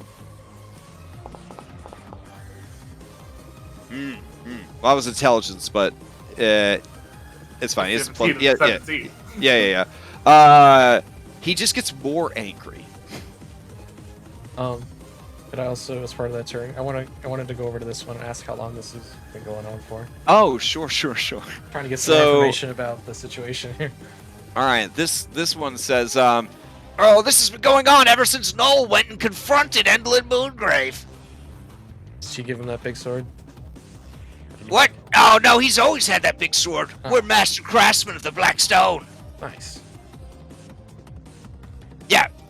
He went and talked to her because she cut off the hair of our queen, and he went to demand it back. But like when he came back, he was different. He was just obsessed with becoming strong. All he talks about now is getting strong, and he works out all the time. If he catches you ever taking a nap or doing anything that doesn't have to do with getting strong, he beats you up. That's not chill. Lady, you gotta help us. What's what we were trying to do? We just jumped to assumptions. Well, I think your friend's gonna get all his bones broken. Okay. Let's see. Alright, so that sounds like enough for that 6 seconds. All right, I'll go back to Lucky and tell him that. All right. Lucky, Elliot, do you guys have anything you want to jump in on before it goes to the next combat round? Can I maybe make with Alex's info and my aptitude for insight, maybe make some kind of what the hell happened kind of guess? Well, what skill is that? What is Um, you like an insight? yeah, Like an yeah, give me an intelligence insight. cool. And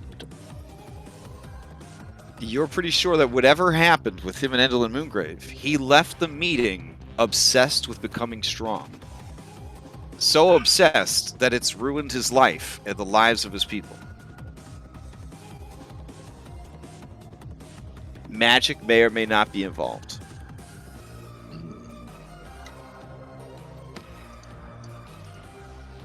You got this, Henrik. Thanks. All right. Anything from Elliot? Um, Aurelion?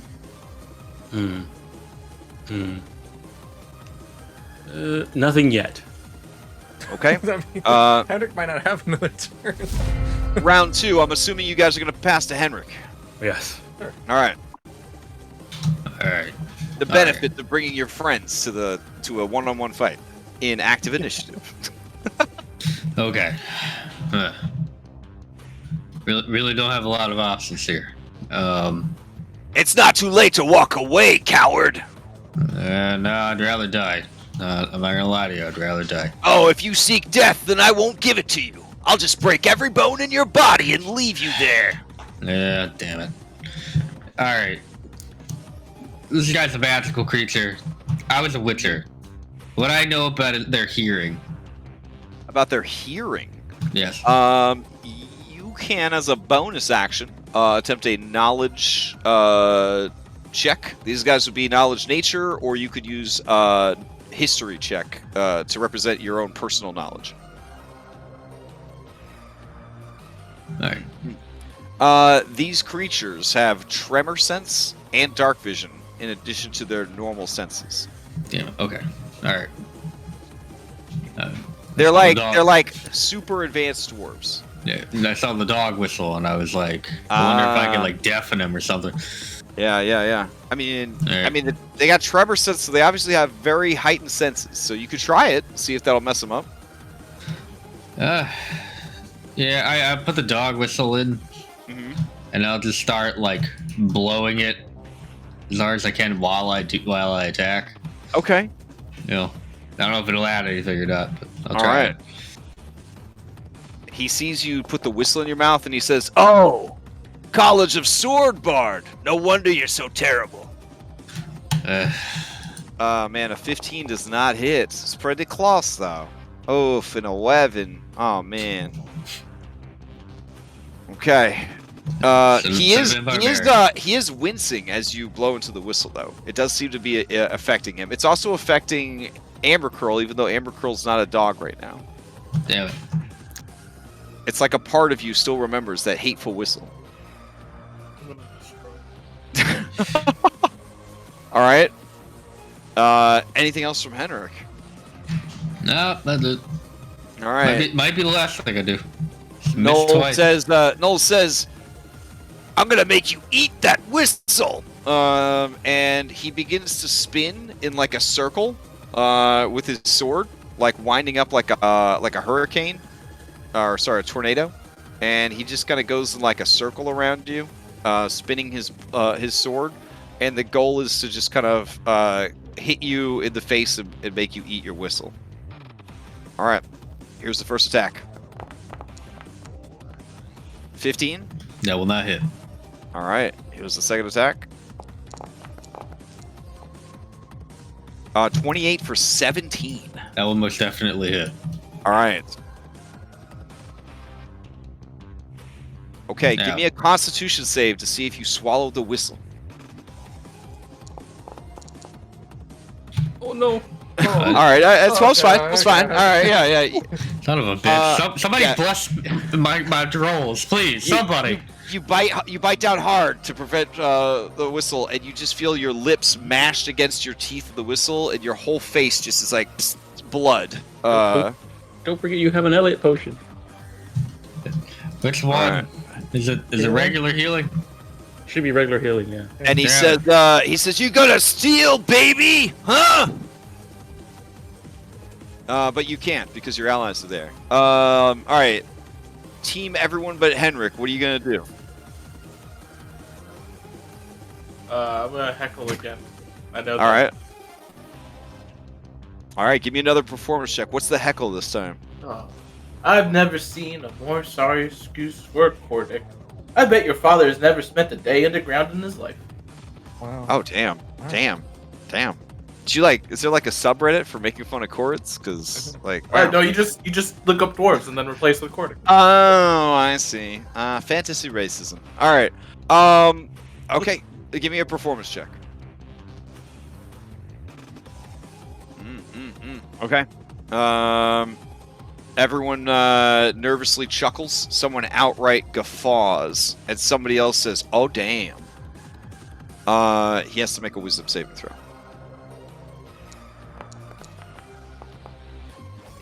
He's just becoming more and more angry.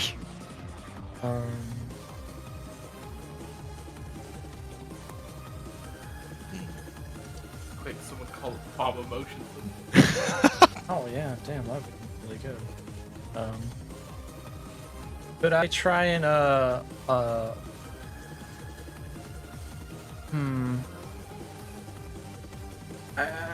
mean, this guy's the people here want us to help.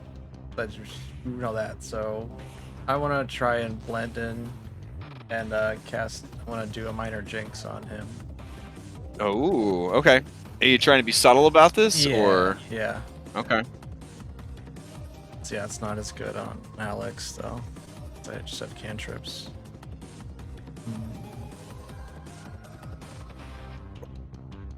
Sorry, hold on, because I have this. That pop up. I see blend in. You add your charisma and your dexterity modifiers to your stealth check. Okay. So should I make a stealth check first? For sure. Okay. Speed advantage, first one I made today. Add stealth? No, I don't need to add stealth.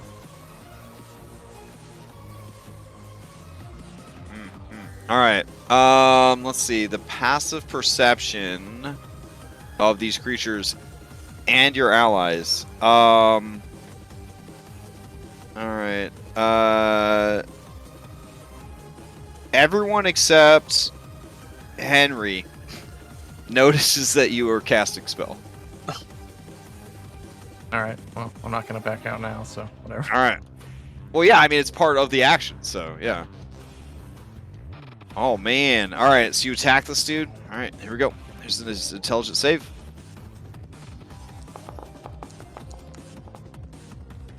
Oh, he fails. All right. Upon taking that damage, he has to make a wisdom saving throw. Which he has a minus 2/4 on. All right. The effects, I rolled that. 4. Ooh, all right. Oh, 9. He stops for a minute, and his face looks haunted, as if he's thinking about all of the actions and inactions of his entire life. And then his eyes kind of unfocus again, and he just roars. And he said, "Who's getting that? You!" And he points over towards Alex with his sword. Only a coward interferes in such a match. It seems that you've already forfeit, Grandfather Orc.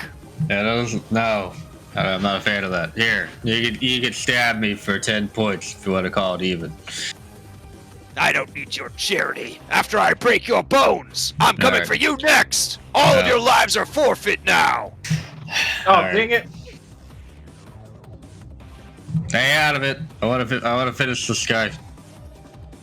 That or he'll kill me. Lucky, Elion, anybody want to do anything on this not Henrik turn?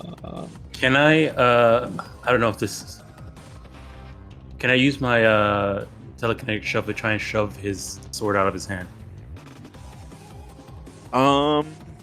without being noticed? Oh my god, you're asking for a lot, man. I know.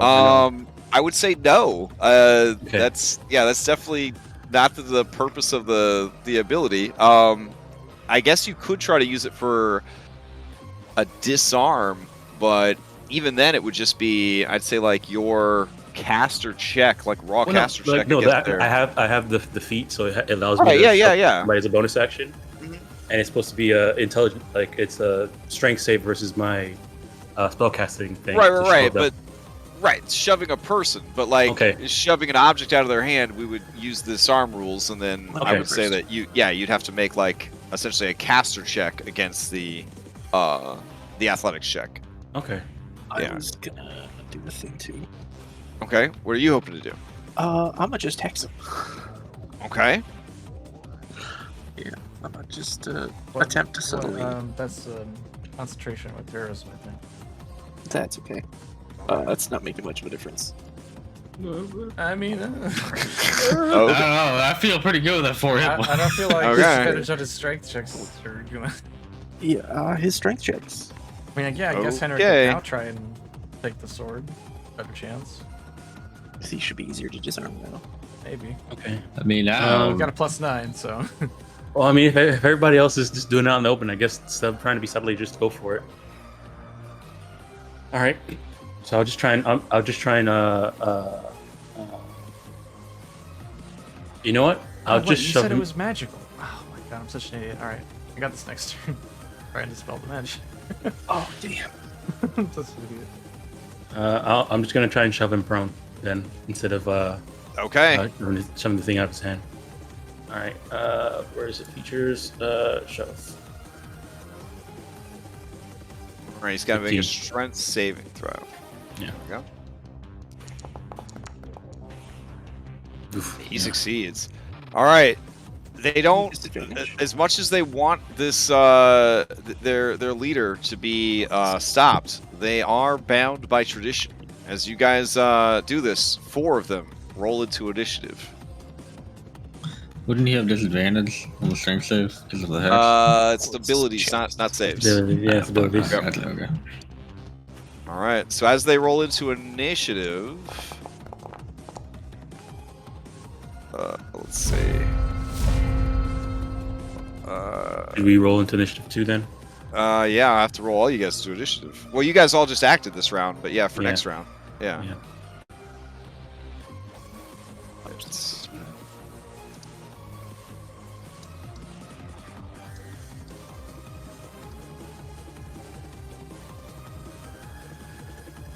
Okay. So Elliot, you're the last person that went. Which of these 4 extra Korreds do you pass to? We'll go with Red. All right. Red rushes up to you and says, I'm real sorry, but no one can interrupt these honor duels. And they take their great club, and they are going to try and bonk you over the head with it twice. Oh no. All right. Since the Korred is touching the ground, it is going to use the second number. Wow. All right. That's some like Greek mythology shit right there. All right, 12. Yep. And then 17 for a total of 29 damage. All right, I'm out. All right. They were delivering non-lethal damage, so you are just knocked out. All right. They pass to Domineering. Domineering is going to rush forward and attack Alex.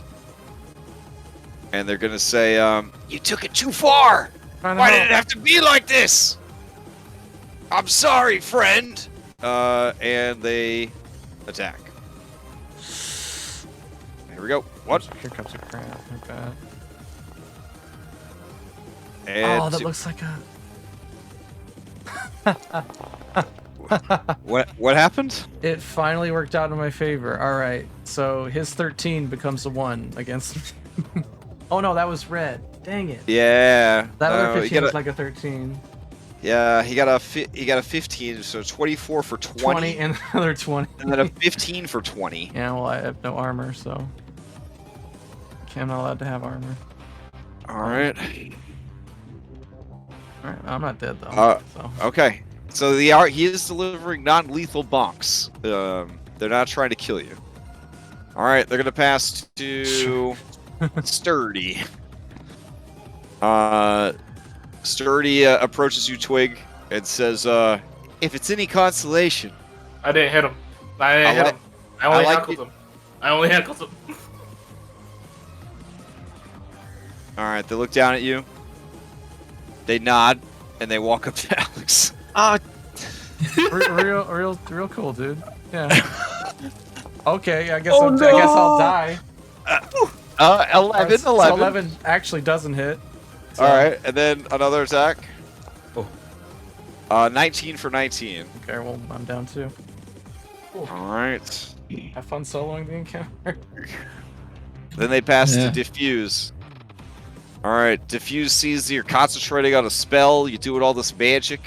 They're gonna run up and say, "Stop it! This has to be settled through violence." And there's a tear that rolls down their face when they say that, as they swing on you. Once, 21 for 24. Oh god. Ow. And twice, And they fucking hurt. 22 for 17. Okay, Okay, nice. Shit. Here's your boon. Yes. I will roll a hit die.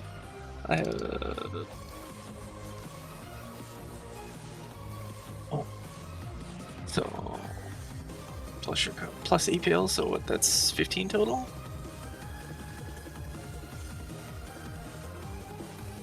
Yeah, damn. Plus 5. I mean, 24 plus 17? No, my the hit die I rolled is 10 plus 5 because it's APL. Oh, okay. Yeah. And then what's the next? 17. Mhm. March. Oof. That's okay. All right. Lucky, you took damage ending the round. Do you want to steal in round 3? Yeah. All right. I'll yell over to Henrik. You want a hand? No. Fine. Well, Lucky's a stubborn motherfucker, so he's not going down without a fight. So he's gonna cast a cantrip and boop this guy. Which guy? This guy right here. Oh, okay. 19 for 8 plus 4. All right. 19 definitely hits. So that's the damage. All right. So he takes 8 plus 4, so 12 points of damage. Okay. He does not seem to be resistant to acid. He takes the damage, and he says, "Oh, that hurt." Sorry. And instead of using my exploit vulnerability, I will use this instead. And do the exact same thing.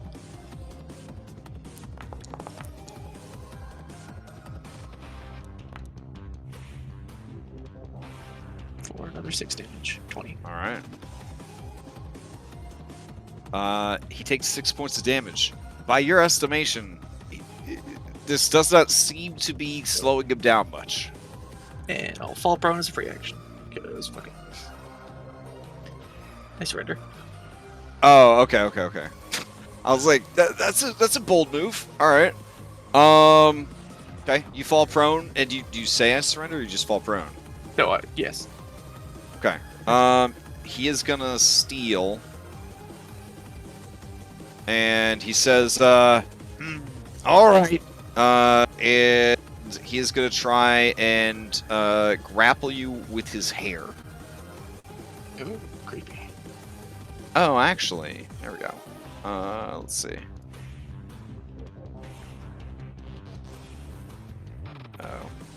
Oh. He's gonna use, I think, a spell on you.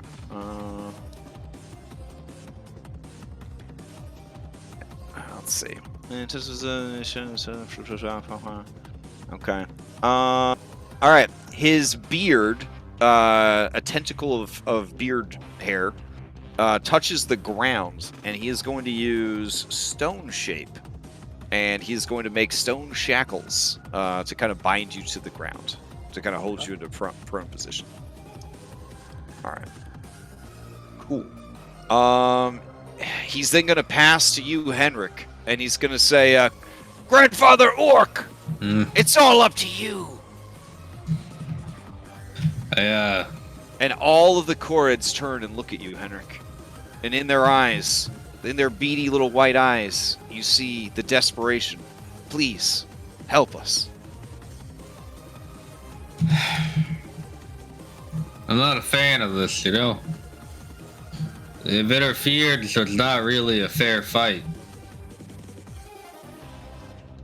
I'm saying that. Yeah. Noel says, yes, it is unfortunate to be allies with such cowards and weaklings. Yeah. Once your bones are broken, shattered, theirs will be next. Fortunately, I can't stop and let you do that. Then show me your real strength. Stop holding back. I'm gonna reach into like my bandolier, and I want to throw in a bottle of oil, hit him, break it on him. Okay. And then I want to use my axe to try to like spark the ground and like light him on fire. Okay.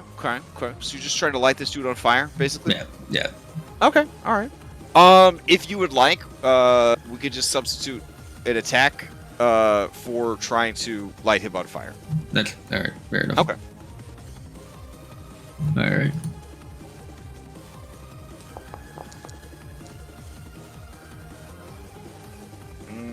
Is there any way I could talk you into giving me advantage on that one? I'm sorry. 13 is not enough. You pull out the oil. You kind of toss it at him and then slash through the air with your axe, shattering the oil. Your axe hits his sword. You see sparks fly, but none of them land on the oil as it kind of spatters everywhere. And he says, "What are you even trying to do?" Damn it. Well, let's try again. Another 13. No, a 20. All right, a 20 does hit. All right, so you then take the sword and the axe and you twist it and drag it back along the stone blade, and you see sparks kind of catch, and then the flames ignite. All right, then I'm gonna bonus action and use second wind. Okay. So I should be able to do plus. All right, so I gain 11 hit points back. All right. As the fire ignites, he has to do a wisdom saving throw. Oh shit. Okay. I don't know if that's good or bad. Wow, sure. I mean, he's got hit dice. He will spend one of his hit dice and regain some health. Is making the wisdom save good or bad? Like, I don't. Can So I far, read his he's face? like failing has been the better. Okay. All right. All right. He Sure. regains 15 health. Well, it's a good run, everybody. I will see. All right. You're gonna steal? Okay. Twig amber curl. Okay.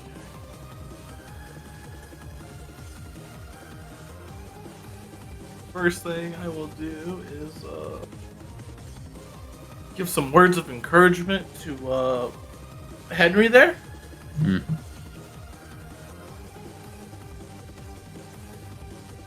And give him some healing.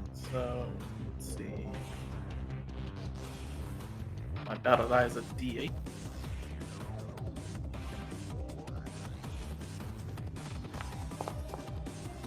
So you get 4 plus 4.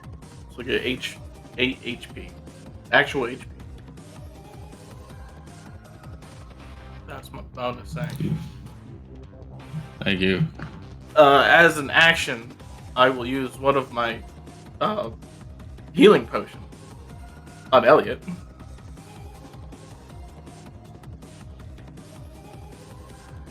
Alright. So, what are your healing potions again? Mine's are D6s. Just 1d6? It'll be 2d6 plus 2.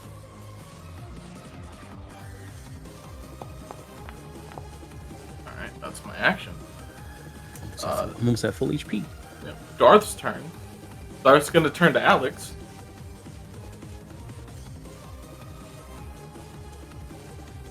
Then he's gonna cast Healing Hands on her. Healing her for 11. Then I will pass to Alex. All right, the Korred's nearby. They have their clubs, their great clubs handy, but they are watching the fight. All their attention is over there.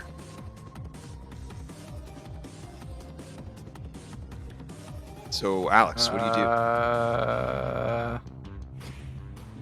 Man, I don't even know if I want to try it now because they'll beat me down again. They do hit very hard. Yeah, I took 98 plus 36 damage. Yeah. I mean, Dispel Magic is not. I don't think it's touch. It isn't. It's 30 feet.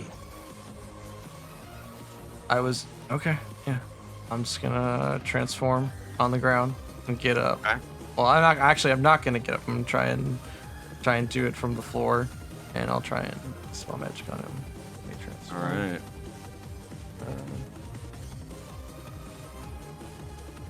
Targeting whatever I think might be affecting his mind.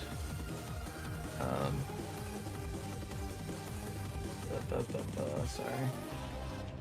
It's a whole process. I'm gonna tell you right now, against Hag plot magic, this is going to require a caster check. Oh yeah, I figured. Yeah. I didn't think it was gonna be. Oh yeah. Okay. Oh, so it's been a while since this has come up. What happens to my health? Like, I don't get all my health back. Yeah, it's just whatever I had before transform. Yeah. What is that? Plus your hit die Plus my hit die, yeah. So that you rolled. Alex's hit die. Oh, that's pretty good. Yes. Plus 2. Alright.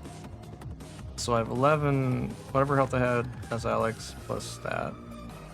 Yeah. Plus 12, 10. Okay.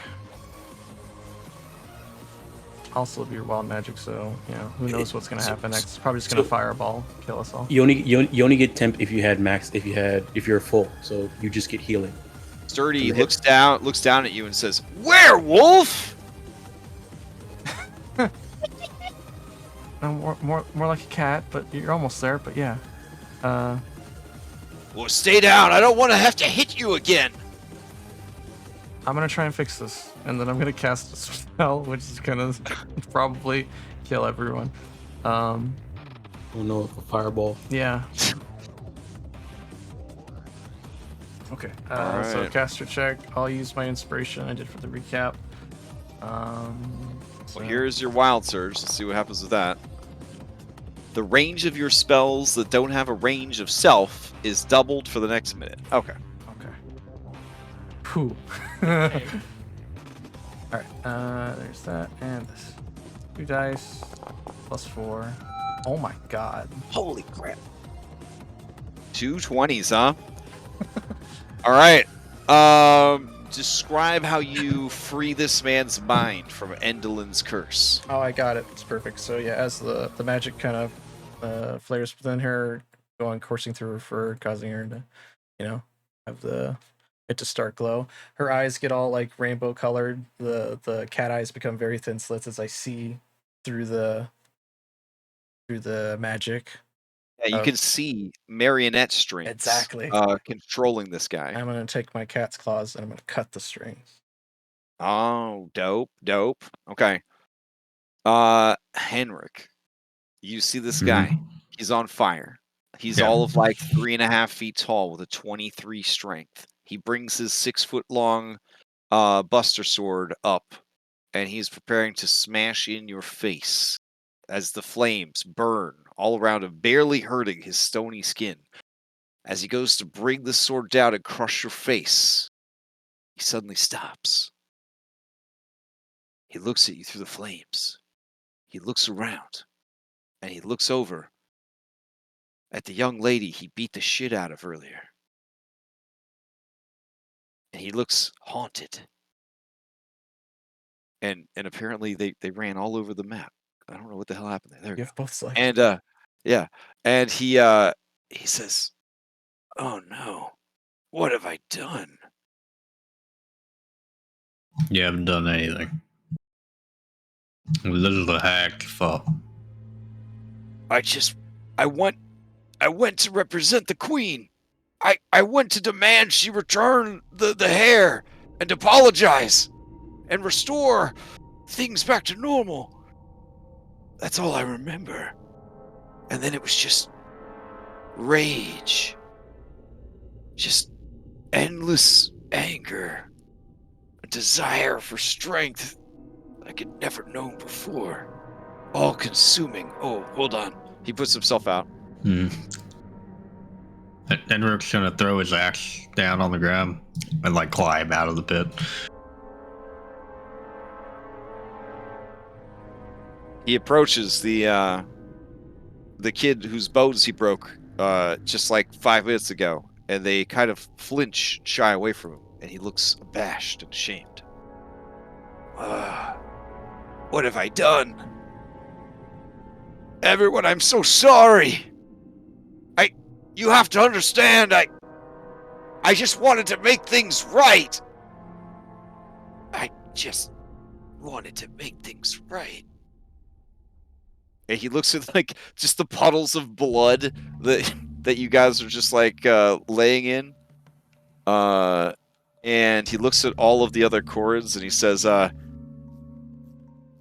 "Help them up. You might not realize this, but they saved me. They saved all of us.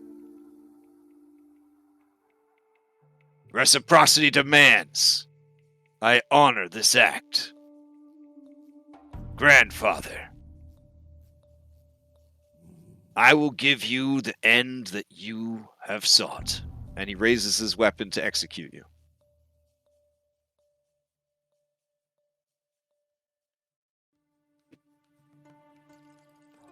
He seems confused that you're not getting ready to fight him to the death. That's why you're here, isn't it? That's the only reason we ever see orcs wandering around the mountains of Yarn, as they have come to seek a honorable end. I mean, you know what? Fuck it. Yeah, let's go. Wait, no, we don't have time for this.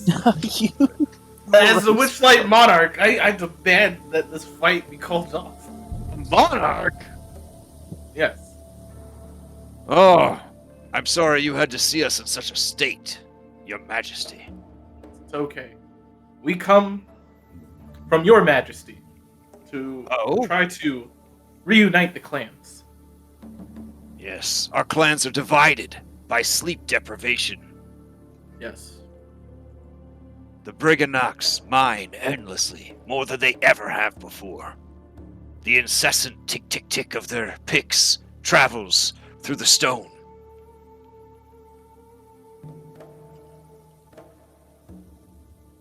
We're working on that too.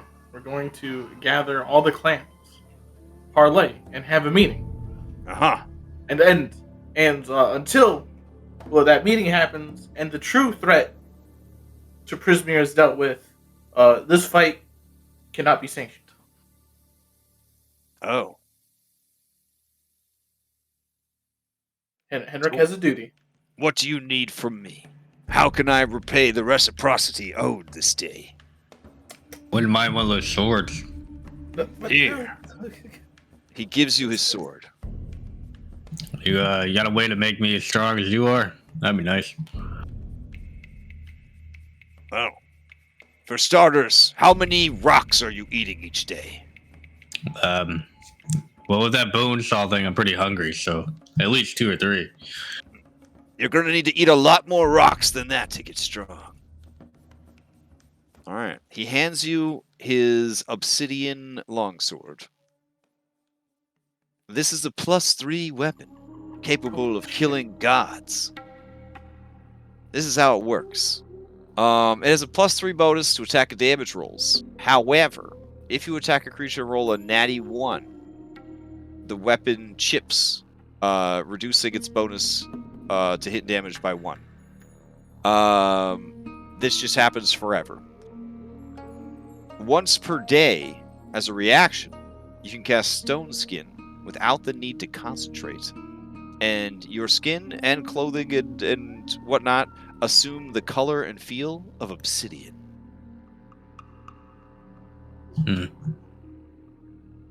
If I get it chipped, can I get it sharpened again? Like, am I able to bring it back here? Of course.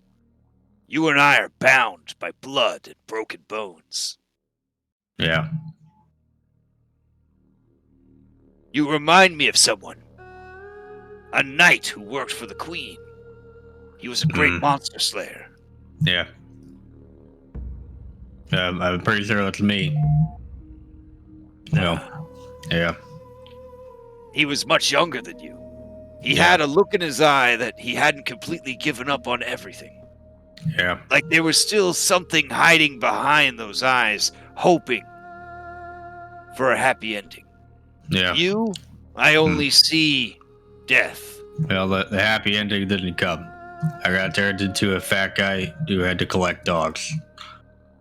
So. Dogs, I've heard, are quite tasty. Oh, yeah. I mean, normally they were biting me. Not this dog. We will come when the queen calls for us. You have my word.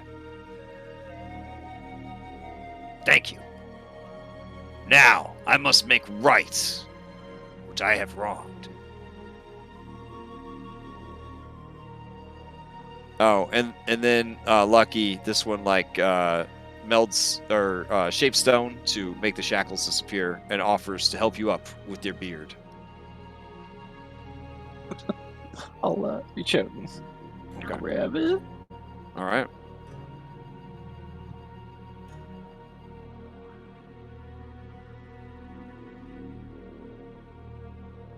Okay. Yeah. That hurt. Oh. You guys okay?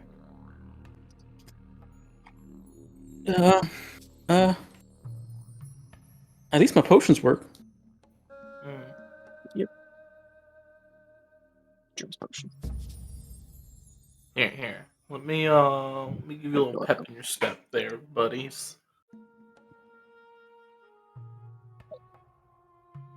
We have to do this 7 more times.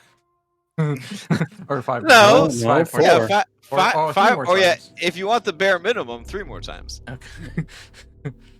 If you want a 5-star solution, then yeah, you got to do it 5 more times. Yeah. I'll toss towards Alex and Lucky 2 rallies to heal them. Okay.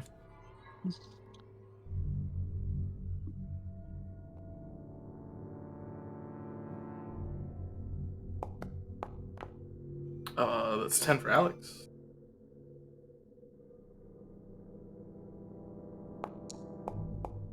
And it's 11 for Lucky. Why? Sword seal me, but the damage has already been done.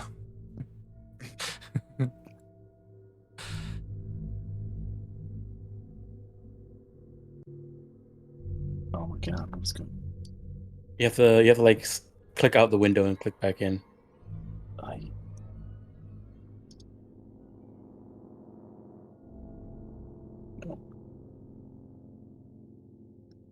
Yeah, you gotta click out of Foundry and you click back in That's what if you want to fix it. Yeah.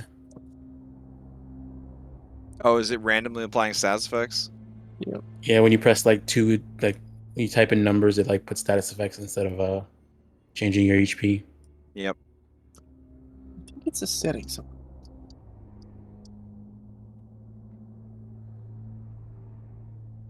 Well, you're allowed to use numbers to put stacks, but for some reason it just gets confused when you're putting in HP.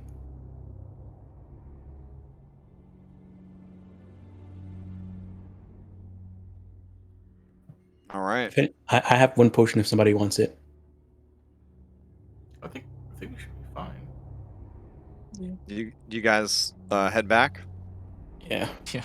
We'll let him know that his queen is looking for him as well. Looking for him as I well. want the queen to say as soon as he looks at all of us and come back. Yeah, that's what I expected. So Superior Korred says, so you'll be going then? Yeah, we got a lot of other We gotta talk to the others. problems to fix. Thank You you, want- for setting our leader free. Strength is good, but anything can be taken too far.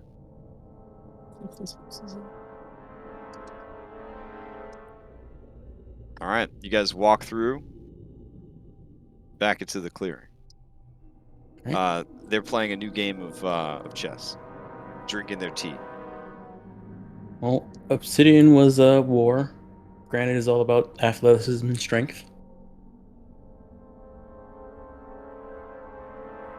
We need the Korreds make pillows. We should visit that person next. Well, maybe art is considered pillows. Marble, like art. Sure. So you guys are going to Marble next? Do we want to take short rest first? I mean, yeah, sure. We can take a short rest. I'll get my battle die back. Sure. I think you get your battle time whenever you roll initiative. I get battle die back. Yeah, just by living, just by existing. That's cool. I mean, if you want to, yeah, we can. Just watch their game.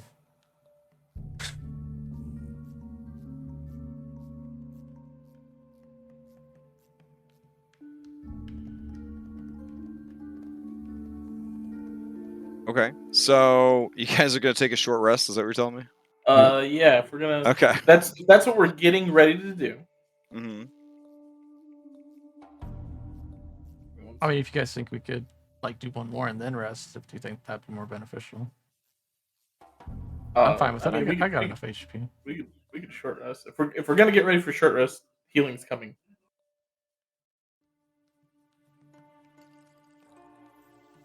So call it. Are we doing it or not doing it? I'm fine with it. Okay, we're taking a short rest. There's too many people not talking, so we're taking a short rest. All right. I'm go with that. All right, go ahead and short rest. All right, so before the short rest, I'm gonna dump a healing hand on Zyla. There you go. Yeah.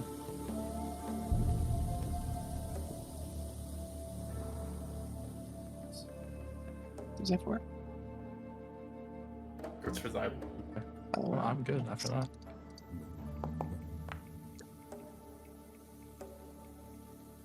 And I guess I'll watch them play their game. Is it chess or? It's basically chess, yeah. Oh, okay. It's kind of like Yu-Gi-Oh chess. Like, it turns out that some of the tiles, before the game, you actually have a stack of tiles colored to your team, and then some of them have like glyphs on them, so they could like trigger effects. So you kind of decide. Have you ever played Stratego in real life? I have not. Oh man, I think you'd really like it. Anyways, it's like that. You're like setting traps on the board as the board's being set So up. there's a game before the game where you. Right. Yeah.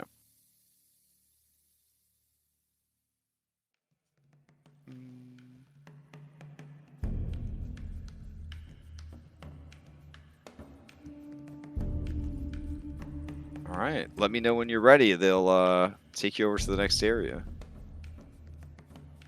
I'm ready. Okay, sweet. Okay. Miss Argento, we're gonna go to the marble place next.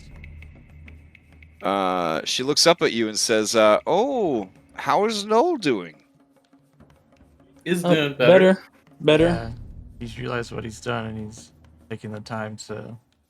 try Did and he fix give you a walloping? Yeah. He's very strong. What's he been up to? Well, I think he's just- actually, The whole time he's just getting stronger, working out. actually, he went to go to Zybilna to try and get your hair back, and she cursed him. We were able to free the curse. Well, Zyla here was able to uncurse him. It's very strong magic. Wow. She says, you were strong enough to remove a curse from the bitter end?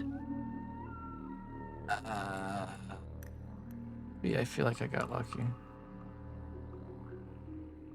It's Okay. not me from trying. Got lucky. Anyway, I'm over here with my lucky rabbit's feet. All right, so I'll bring you guys over to the marble halls. Oh, yeah, okay. every- I got it. Next time I cast a spell, I'll just grab Lucky by his foot and then cast a spell. Yep. Did I grab everybody? I thought I grabbed everybody. I don't know where I'm at. Are you here? No, I'm off to the right. What are you doing over there, Twin? I have Oh. no fucking clue. That's scary. That's scary. Yeah. It was scary Did you because I see- looked back and I'm just being like, You saw past the veil. Oh gosh. What did you see there? I was bunch being of dancing worshipped chorus. by Korred. He was like holding him in his hands. I was being worshipped as I should be, as a monarch. All right. As you arrive in this area, you see. Let's see. You arrive at an orderly community, ornamented with beautiful marble sculptures depicting dynamic beasts and intricate people. The walls are all carved into beautiful bas reliefs of Korreds at play and at dance. And you see that the ceiling above is supported by beautiful pillars carved of natural stone. They look over at you, but you get the sense right away that these are artists, not fighters.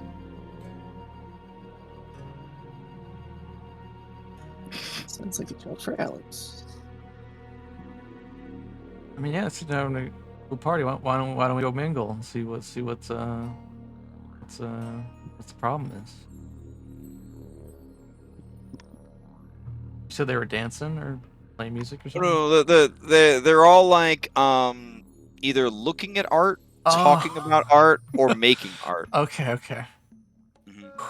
This is gonna be tough. Mm-hmm. Gonna have to impress them with our artistic skills. As you approach, you see a group of younger-looking Korreds. It's honestly very hard to tell. You see them arguing with an older, more like authoritative-looking one. These guys are all different shades of white and black. So just kind of like splotchy and like their hair is white and black. Their skin is like white and black. It's just stark contrast of white and black colorations. And as you approach, these younger ones are speaking in Platese. And they're saying to this guy, Marlowe, you gotta understand. We're doing this to fight the establishment. Don't you get it? Art is the weapon. What they did to our beautiful statues can't be forgiven. Those little soulless mouse bastards, they're the ones that vandalized our greatest work. And that's why we need to push back. We got to push hard. And that's why you need to approve the funding for the End of the Bitter End project. and there's a big gasp through the crowd. One of them is so upset that its beret falls off its head. They all stop when they notice you guys, and they look over. And Marlowe says, we'll talk about this later. For now, I forbid you from doing any more art. And there's a gasp from the assembled Korreds. He approaches and says, what brings you to our camp, outsiders? We spoke with your queen, Argath. Is that her name? Argantel. Sorry. Yeah, she wants to have a meeting with the clans to talk about dealing with the bitter end.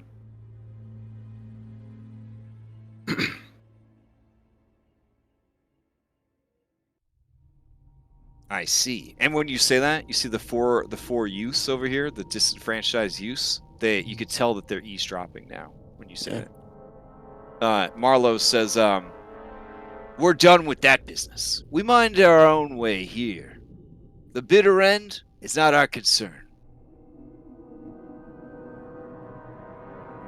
And neither are her Briganock spies and servants. Why, perhaps the time has come for us to find a new mountain, to leave yon for good. Isn't this your home? It is. We exist to make beautiful art, but the Briganocks keep vandalizing it. How do you Can I see this vandalism? Yeah. Yeah, so come just inspect the art. I'll put the fez on. Stand up. Stand up real straight. I need to give you a content warning. This is disturbing things that you are about to see. Okay. If you have a weak constitution, please do not follow me. Do not look upon what you are about to see. Okay. You made that. You have been warned. Okay. He leads you over, and he motions to these statues. They have no beards and no hair. Apparently, the beards and hair have been chiseled away. It just looks like some fat, bald elves with very fat chins. Some people begin to weep and hide their faces in shame. I turn to Lucky. And then I looked at Lucky's like way far back and I motioned him forward to come close. But to not get too close. So to take back like 5 feet away. It's too close. Oh my god. Okay. I was like, you got up and close with those guys, right? This do these match the tools that they used? I'll take a close look and find out. Okay, give me an investigation, or I would accept Arcana as well. I will definitely give you an investigation if it's there. Okay. This is some of the finest and smoothest resculpting you've ever seen. It was either done by magical earth creatures or magic. But there's like it's incredible. It's incredible work. So, magic or magical creatures did this. Your pick. I turned to the gentleman and was like, are Briganocks known for such sculpting? Briganocks like to mine. They don't like to sculpt. This appears sculpted, sir. Yes, but none here would ever deface such beauty with such... Ugh. Not unless they were trying to make an artistic agreed. statement. Can I? An artistic statement? Now you sound like those kids. Ridiculous. Yes, Listen. ridiculous. It grows late, and I am tired. owing to the fact that you are emissaries of the Queen, you're welcome to stay here the night. But I don't know what good it will do you, or what you hope to get from us. Unless you could promise a way to bring the vandals to justice, I have nothing further to say to you. Can I do an insight check? Okay, on So I get him? on him. Maybe Okay. he's the guy. Maybe he's the vandal. It's good to hear. All right, let me see that insight check. Oh, man. Yeah, you are very confident that he is the culprit.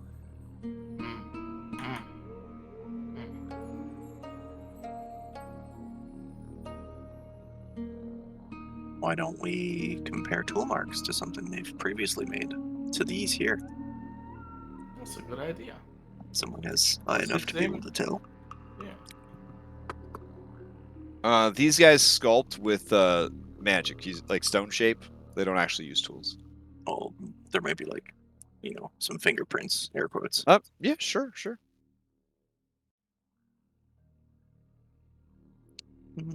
Ooh.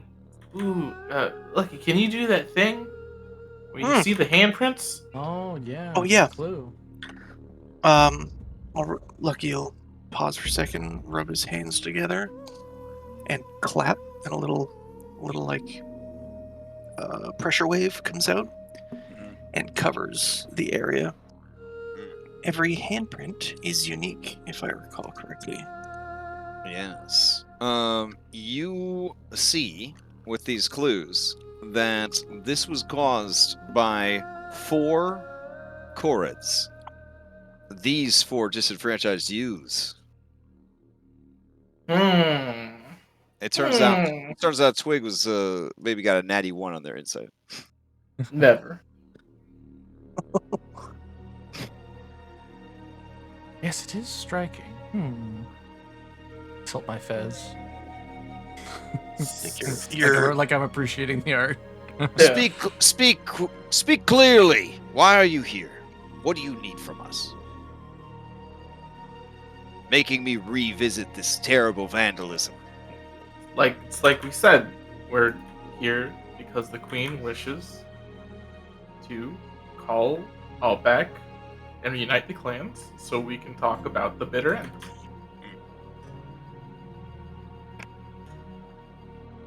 No. No? And you can see that maybe at one time this guy was passionate about art and about freedom and about his people. But the hard times have taken their toll on him. He seems to be devoid of any passion or inspiration. He says, I need to sleep. If I can, this incessant mining. He needs inspiration. play some music. You're inspiring. He needs to be inspired. He needs to feel the thrill again of sculpting with stone.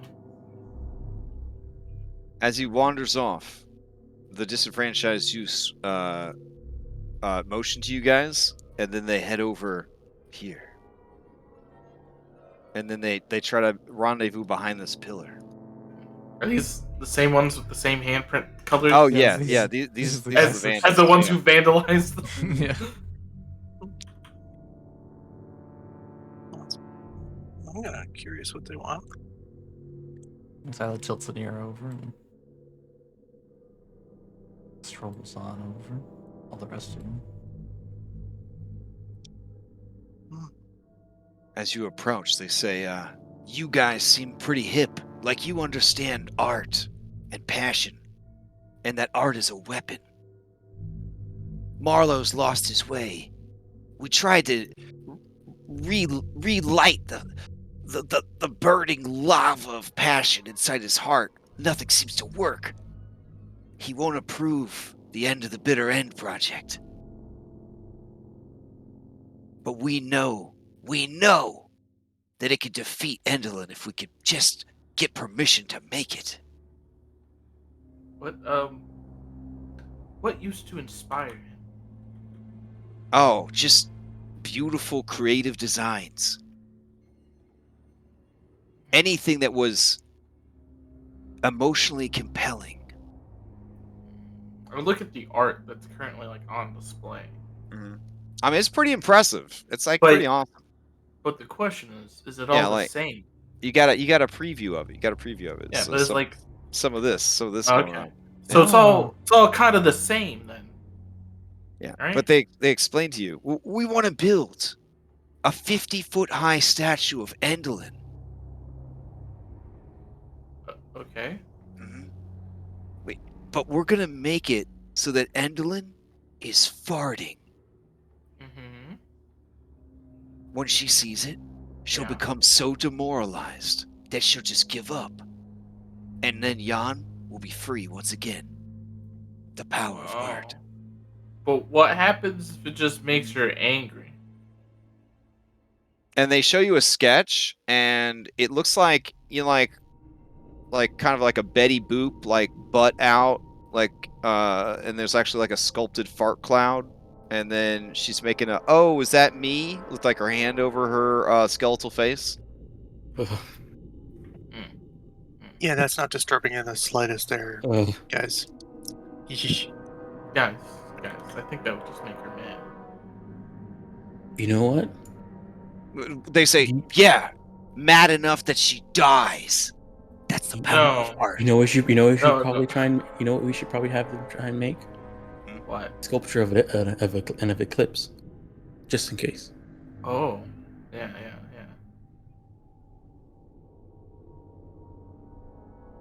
Hey, You ever heard of an eclipse? Yeah, have you ever seen an eclipse? Oh yeah, we know all about the sky. But have you ever seen an eclipse? They kind of look at each other. That's a sky thing. Mm-hmm. Yes. No, we don't actually know what that is. Okay. It's hard to convey the beauty of the smallest one says, "Look, already of you artists, maybe you could just, I don't know, if you could get Marlowe reignited his passion for art, I know he'd approve our project."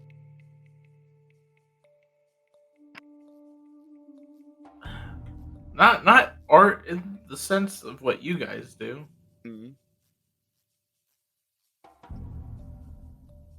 Art is anything. Yeah, but not. I don't sculpt, and you don't sculpt. No, you don't have to sculpt, man. perform. Listen, man. We just need the fires of creativity and passion to be reignited in Marlowe's heart. So we put on a play. You guys are so weird and out there. That's the sort of thing. You're like raw creativity. We need something that tugs his heartstrings, guys. Yeah. We should do a play, and it should be Marley. And this is my attempt again to do the dog play.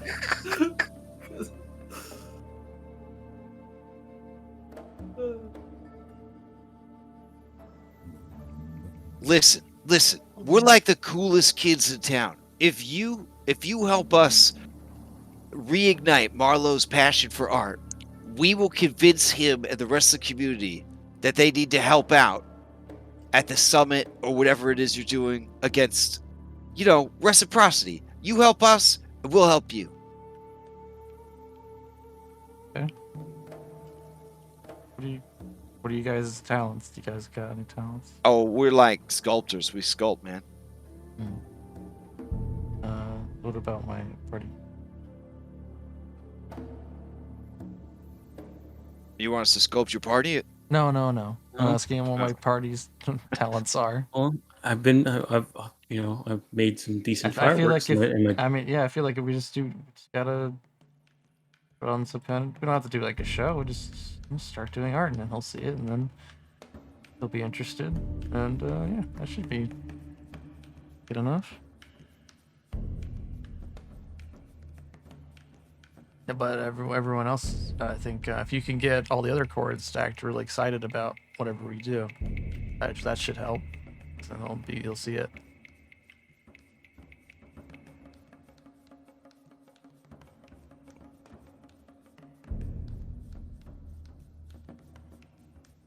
Henrik, what are you good at besides catching dogs and killing monsters? You ever painted? I mean, no. I think you'd be a good painter. I take baths sometimes. Okay. Lucky. I mean, Looks down to you. Talents. I don't know. I got a little bit of this, a little bit of that. Nothing's particular, but you know, I can probably figure something out. I have no idea what we could add. Oh God.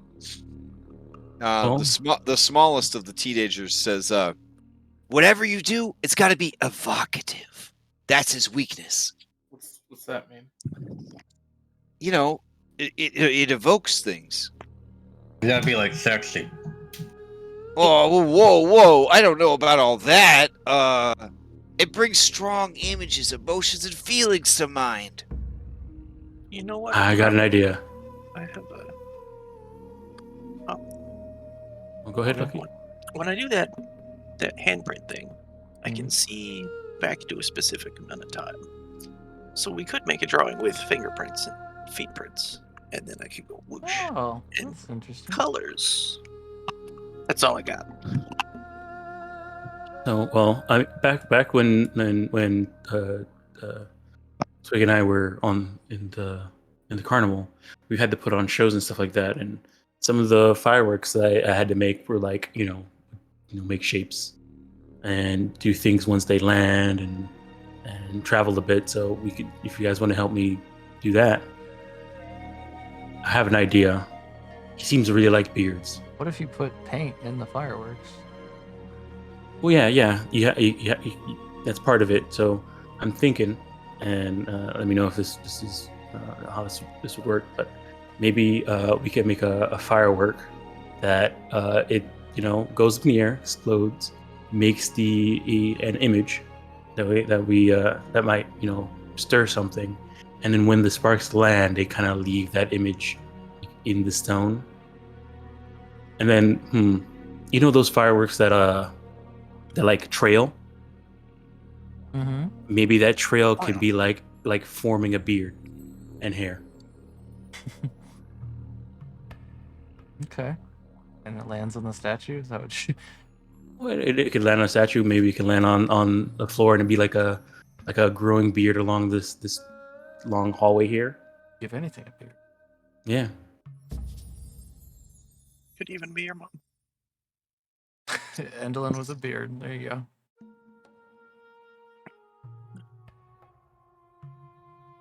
Okay. Do any of us recall what Zybilna looks like?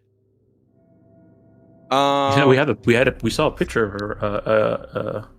True. From Mm-hmm. what's her name's in what you call it In the painting, yeah. Yeah, and I've had a bunch of flashbacks hanging out with her. Mm-hmm. I have something in my inventory named Elion's aunt's picture. I don't know if she would be in that picture or not. I can't remember. Maybe. Yeah. Here you go. It was the one with all the thorns on it. Oh, yeah, that's Endolin. That's Endolin, yeah. Well, who are you looking for? Zybilna. Zybilna. Oh, Zybilna. Okay.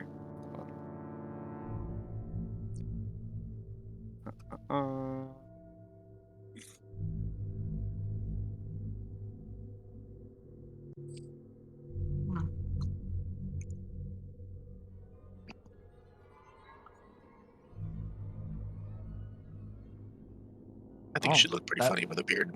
Wow. I don't think that's the picture you originally showed us. Yeah. Now that Or was it I think younger one? the picture we saw was It was it the looked one kind with all of the like thorns on it. Yeah. Shit. Okay. Well, this is new. Okay. I mean, well, you've been having flashbacks of her anyway, so. Okay, yeah. Oh, you Yeah, want the picture when they were little? Is that what you're saying? Mhm. That's the picture. I we were mean, it thinking of. doesn't really matter. Okay. Well, But I remember you specifically saying that she was kind of like Galadriel, so now, yeah, that's Galad.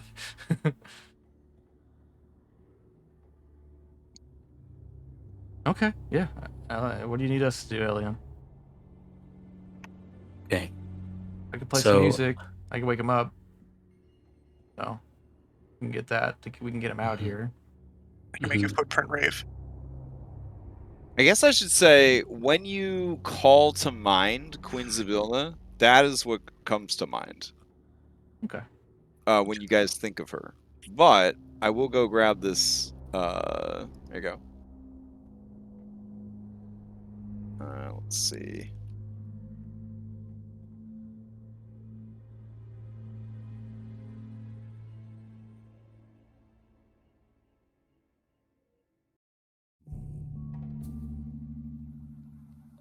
Yeah, I think that's the one that.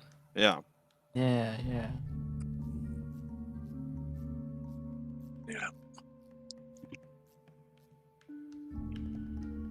Hmm. So it's tricky because as you guys are regaining more and more of your memories, you guys recall her as more like this blonde elf and less like this brunette. Okay. I feel like we're missing something. So, well, Elian, you wanted to put a beard on Spilna or Bandolin? No, Or is that even your plan anymore? Sorry. I mean, I was just saying because because a lot of the art seems to be Korred. So I was thinking like maybe, and he said when we saw the statue that didn't have a beard, it made him upset. So maybe something that can give him emotion. Maybe he really likes beard, so maybe we can make like a larger Korred that's like an art piece of like a growing beard. Like it's not just the beard grown staying still, but like the firework continues. Like I a don't know. Korred on a L'Oreal commercial. Yeah. Each firework makes the beard longer. Mm-hmm. That'd be cool. That'd be cool. Okay, well, we have the concept. How do we... Like, I can do minor illusion, but it's not like a permanent thing, so... I mean, these kids are willing to help. Oh.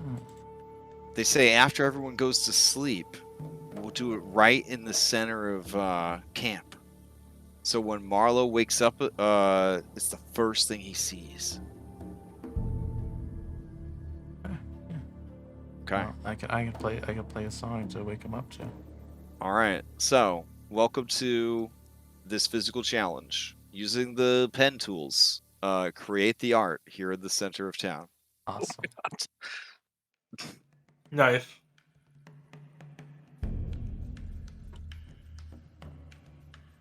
Check your color and your seconds.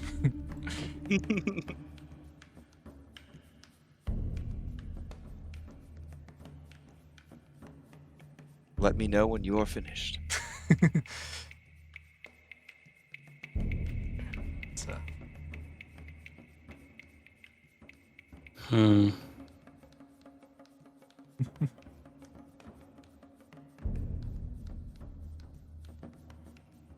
Are we all drawing? Yeah, that's a group effort. Okay. we all Big have... my word skill. Oh Yeah, God. we have 4 stone shapers that will create whatever we want. We just have to draw it.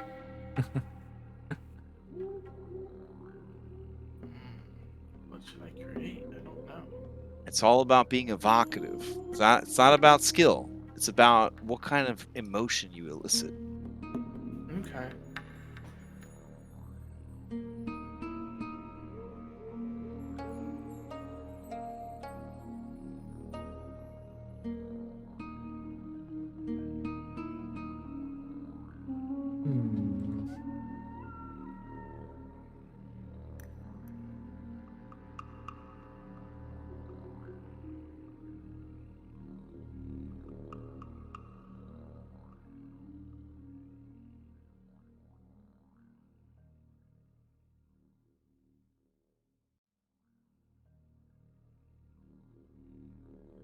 Maybe a music change too. Whatever. Oh, okay. And a drawing. Is there music that would inspire you? I don't know. It's just.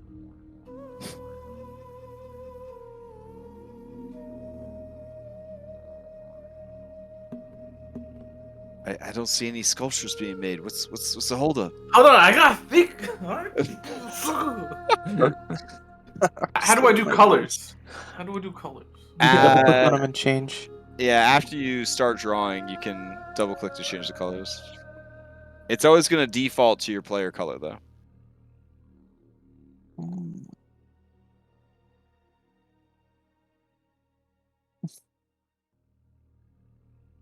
Mm.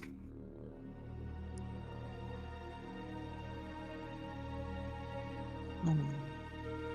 Trying to draw all in one line. I can't draw on one line. That's really hard. That's a Yeah. skill some people have. But... Extra sketches, man. That's some magic. This didn't come out. This didn't come out as well as I thought it was going to come out. I mean, that's fantastic. What are you talking about? This is all I don't about know. expression and being evocative. It's not about how good it is. It's about how it makes people feel, man. Oh no. Instead of Kermit.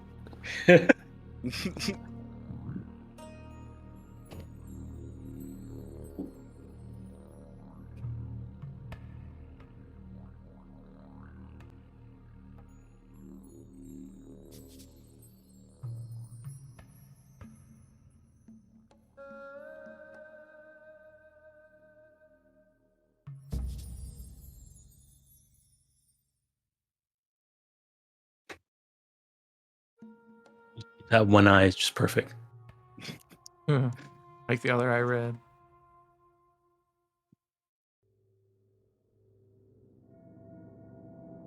Ugh. He's got like a double chin, or what? Oh, that's just his one chin. The rest is his neck. Oh. Guess it's just because he's round. Oh man.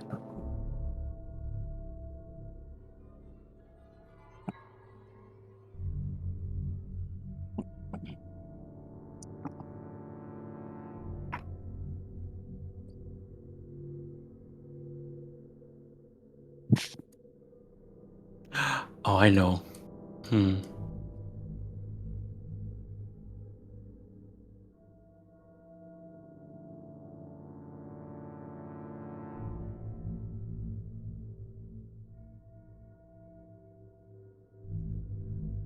Is there an undo button? No. I think Control Z actually works. Yeah, I think it will actually. Because like it lagged and then fucked up my drawing. Even with the enhanced pen tools, Roll20 still got the better pen tool. I have to say. There's been some real works of art made on the with the Roll20 pen tool. That pen tool is great. Yeah. It's honestly the best thing Roll20 has. The Oh, fucking pen tool. damn. I need to go.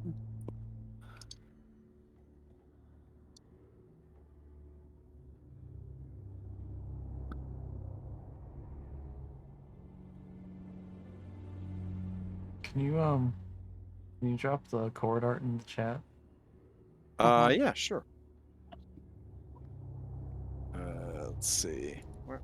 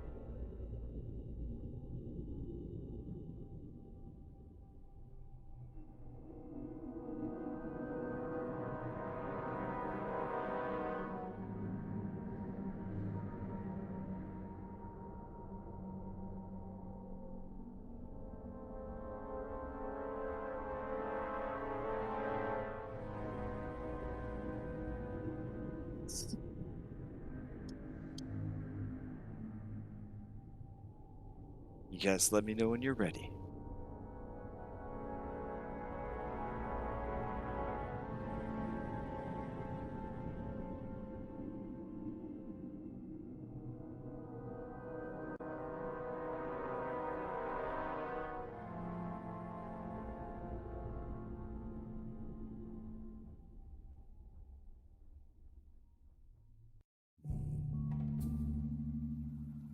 How do I deselect?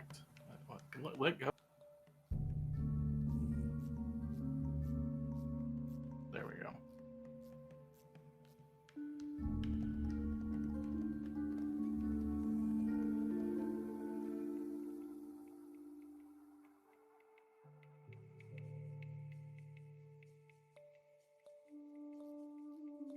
Oops.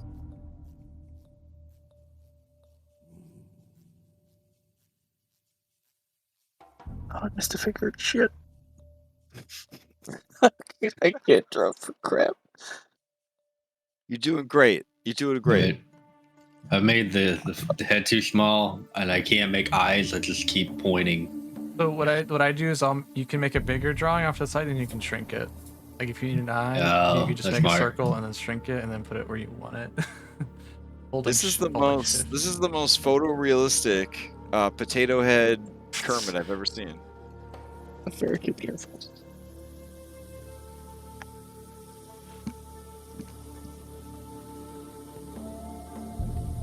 Nope, not that one. Undo, undo.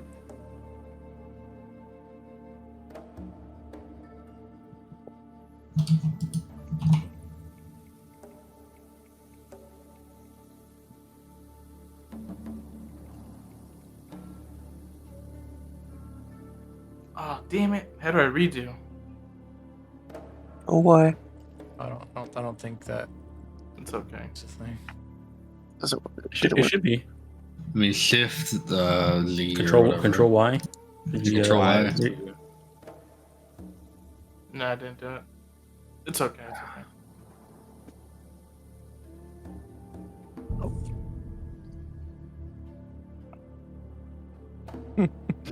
I'll just move that off this. What am I trying? Quagmire. He's got little pants. Yeah, he's got little pants on. Yeah. Color those in.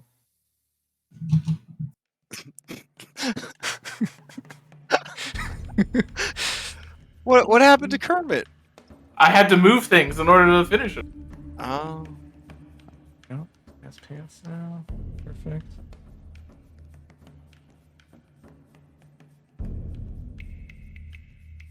I love Dom's the most. It's perfect.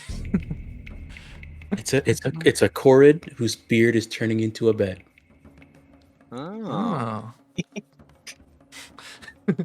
Nice. So, to really fulfill this art challenge, first there is the making of the art.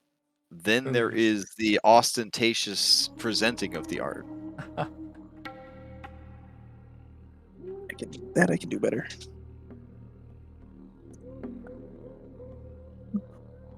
If you recall the time that Danny DeVito's character became an art guy on Always Sunny, it's you just have to have confidence in whatever you're promoting. Should be fun.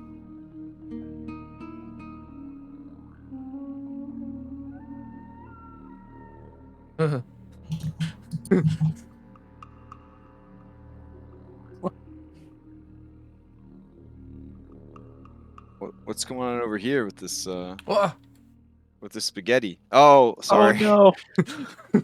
All the lines just No, I didn't think about it. I'm sorry. Oh, dang it. Is there a way to layer? it's a layer. You have to drag and drop. Draw it somewhere that's dropping on top. Maybe press Yeah, Z. That might. right. You should be able to right click, and then there should be arrows that can go up and down. Oh, yeah, yeah. I think that's for you. Oh. Okay. Did that work though? Did it move to the did, back? thank you. Okay.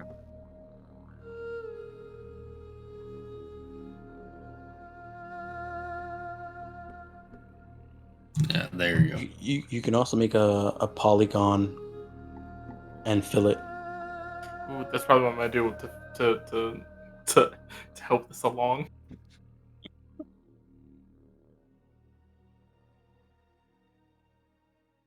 There you go. Perfect. All right. Is everybody good? Like Kermit dressed up like David Bowie. For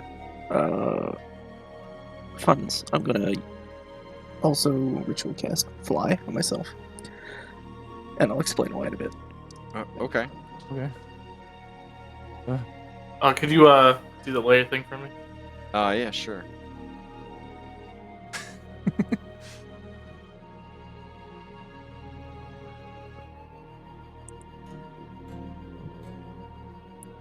I'm almost there. I swear. I'll be quick about it. That's all I could see when there was like that big triangle taken out.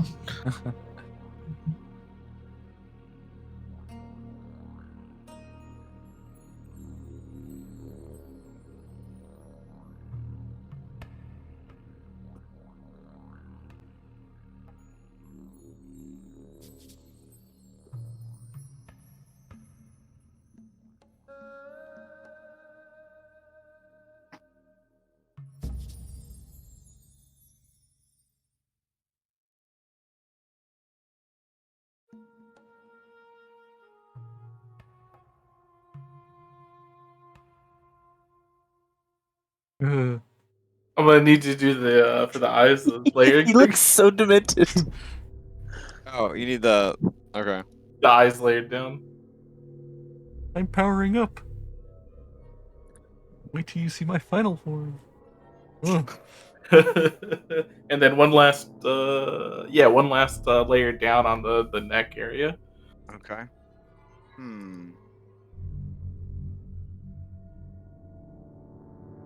That Minecraft bed is amazing. That's fine. I got it. I can fix this. Though. I mean, it was looking pretty good already.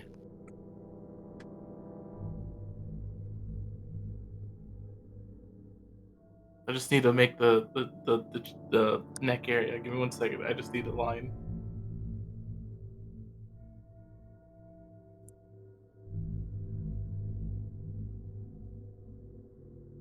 Well.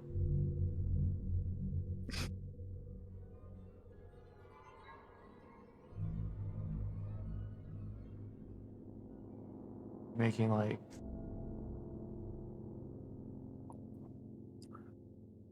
What is going on?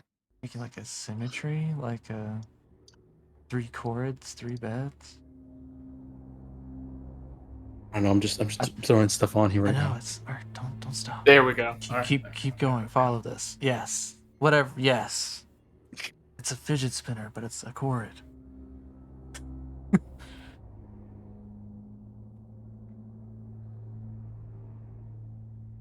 Weird chaos. I don't know what it is, but I love it. I got it. Hold on. Click that one. I thought you were making here. a playing card for a second, like he was gonna have 2 beds on each side. What's gonna be in the middle? The bed's in the middle.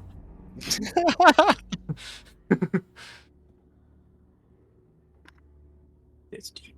Whoa. The bed was inside the whole time. There you go. That's it. All right. Are you ready to present your art? hmm Okay.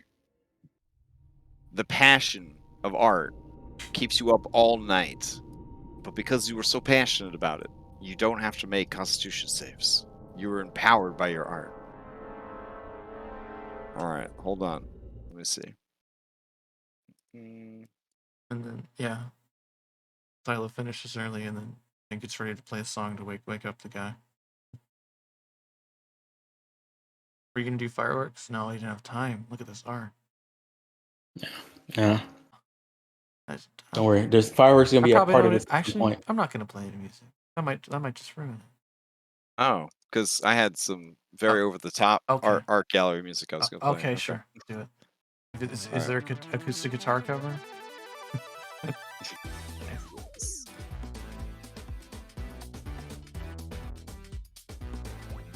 All right. Marlowe wakes up. He comes out of his cave. And his jaw just falls open as he takes in all of this that has just happened. All right. The four teenagers push you guys forward and say, "Now you gotta sell it. Pump up the passion."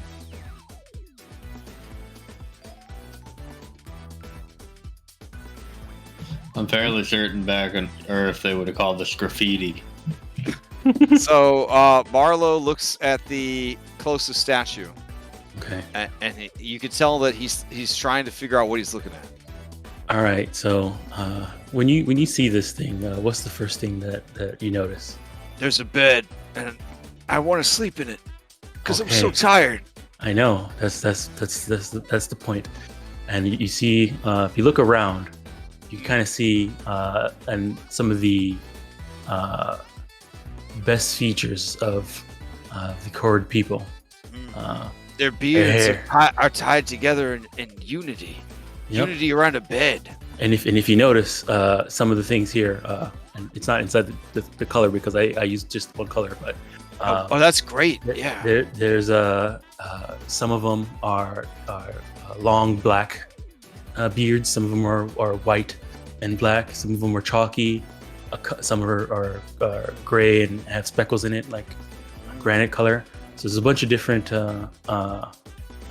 aspects of the different clans all coming together Sleep. to sleep. Wow. You see a tear roll down his face, thinking about how nice it would be to get one good night's sleep. Oh, all you gotta do is come together. He stumbles past. He looks at this ginormous Kermit the Frog, and you Yes. can tell Twig Ambergirl. He wants to understand what he's looking at. Okay, it's a two-parter. Right? Call this exquisiteness before despair, and then I have Duke Samuel's circumcision remove his helmet. Oh God.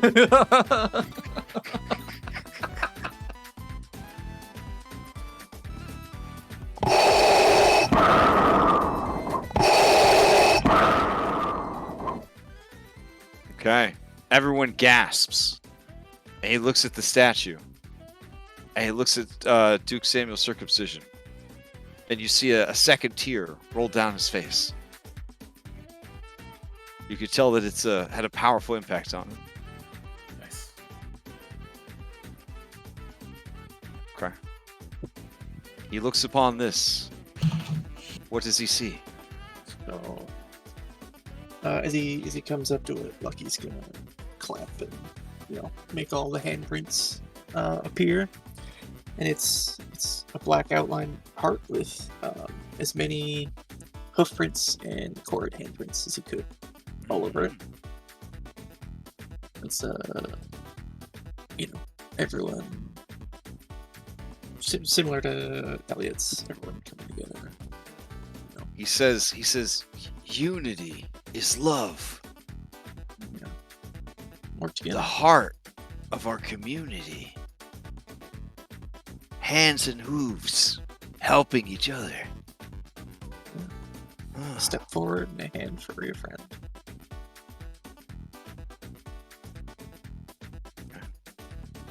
You see a third tear roll down his cheek. He puts his hand against one of the handprints. And he puts his forehead against the stone. His own unique color of handprint appears as he pulls it away. Oh, nice, One nice. that wasn't there before. All right. He heads over to this one. What's he looking at? The red one? Yeah. Oh, okay. You see, this represents the struggle. Life isn't always easy. There will always be problems and challenges that can test you. Like this tree. Trees are scary. Yeah. Heights are scary. This Korred is wrestling a tree? No, he's hanging on. Oh. Some of the challenges can really push you to your limits. while others can bring out the best in you. During such hard times, it's a big help to have someone or something inspire and motivate you. That's what I have for you today. When I see this guy, I get it. You gotta hang in there. Precisely. This, you can always, you can add this to your collection whenever you need that little push. Remember, look upon. He stares at it, obviously inspired, and gains 1 inspiration point.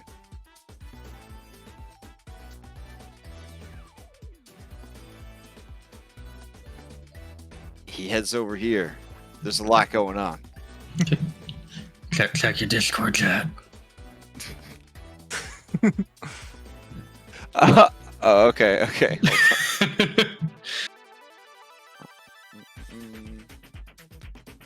All right. As he heads over, he's taking all of it in, and he's looking around for the artist, hoping for some kind of explanation. But Henrik is nowhere to be seen. But then someone comes out from behind a pillar. Hello. Are you the artist? Yes. What am I looking at here? This is a detailed photo of an ancient order of monster hunters fighting an ancient evil and smiting it. I Is see. the monster truly evil? Who knows? Is the order correct? Who knows? And then, this photo. This photo is a picture of me in the bathtub. Oh my. Why are you so sad about taking a bath? I'm always sad. Is it Wait, this bath, it's not water, is it? No. Or maybe, I don't know. I would be sad if I had to bathe in water. Then yes. He shakes his head.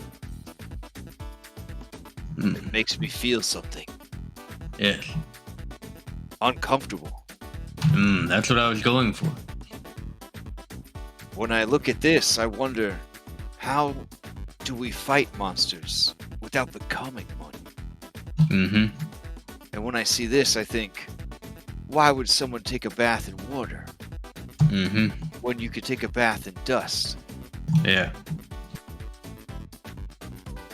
He looks around. I feel something.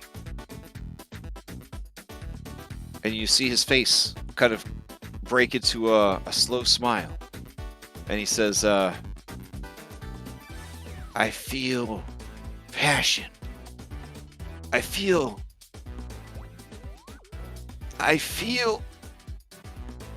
the spark of creativity once again alight in my heart. These hard times, they buried it deep. But you outsiders, and your incredibly evocative and strange art, you've brought it forth once again. Thank you so much. What can I do to repay the reciprocity that is due? And meet with the Queen Archantal and hear her out. I can do that. I will do that. And furthermore, you four, I grant you permission. You may begin work on the end of the bitter end.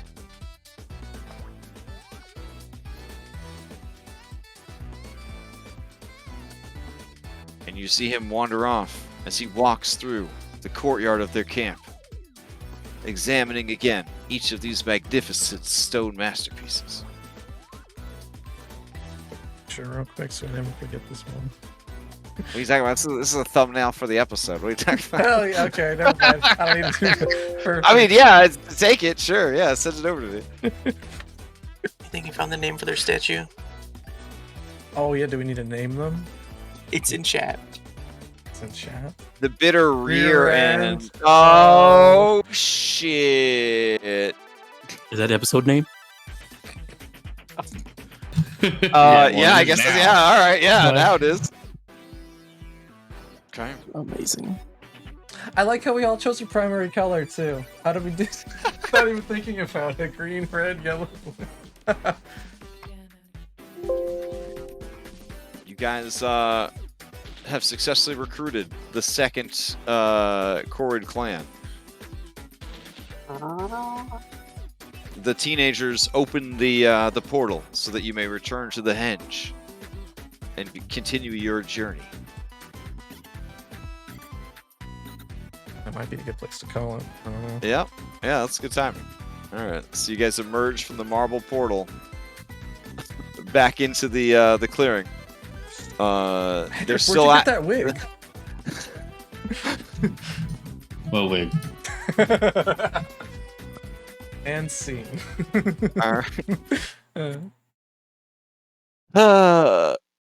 All right, so you technically only need 2 more of these to be recruited, and then you will have the Korred Nation on your side against Endlin the Bitter End. Woo. Okay, so Can I give my wig to Lift? Or not Lift? Oh, Jesus Christ! I'm living in a whole different timeline. Can I give it to Twig? So that way he has another thing to wear. I mean, if Twig wants it. Yeah, I'll take it. Okay. So, announcements. There was a game opening for Sunday morning Curse of Strahd. It is full now. So, if you know anyone that's interested, they can, I guess, hop on the waiting list. But that's going to start November 13th. Other Curse of Strahd is going to start November 10th.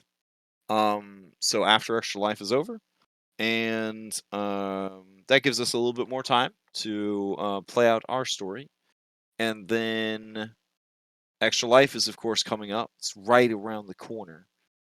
So if you guys are interested in running something or taking part, I'm hearing all sorts of wild and crazy things. Like Divinity 4E one shots. I'm hearing Conti's running a 4E one shot. Dom's running an SRD Raw in Raw Foundry. Triple Raw D&D adventure. No mods. Nothing. No mods, SRD content only. Nice. Mhm. To see Yeah. how it feels. Yeah. If you ever wanted to know how Raw actually feels, that now you can find out. Only the Uh, player's hand. Yeah. Yeah. Oh, well, not even the players have a Oh, SRD. yeah, SRD. only. Yeah, that makes sense. Yeah, there you go. Oh yeah. I mean, super limited. SRD super duper spells. limited. Mm-hmm. Yep. So, are you gonna do pre-con characters too? Like I the probably should. The I ones that probably grab- come with Foundry. Yes. No, you Yeah. could grab the ones that come from the Fandelver box set. Those were all SRD characters, I believe. I mean, there's also pre-made ones in Foundry too. Oh, Yeah, there yeah, are there's- pre-made there's ones From, from, from the 10 SR. Yeah. They come with Yeah. from the sorry. SRD. That was beautiful. Okay. Yeah, so there's that. If you are interested in participating, definitely, schedule yourself free for that weekend. Don't get married like Nathan's doing. Don't. How selfish? How selfish is that? There's sick kids in the hospital, and this guy thinks that getting married is the right move.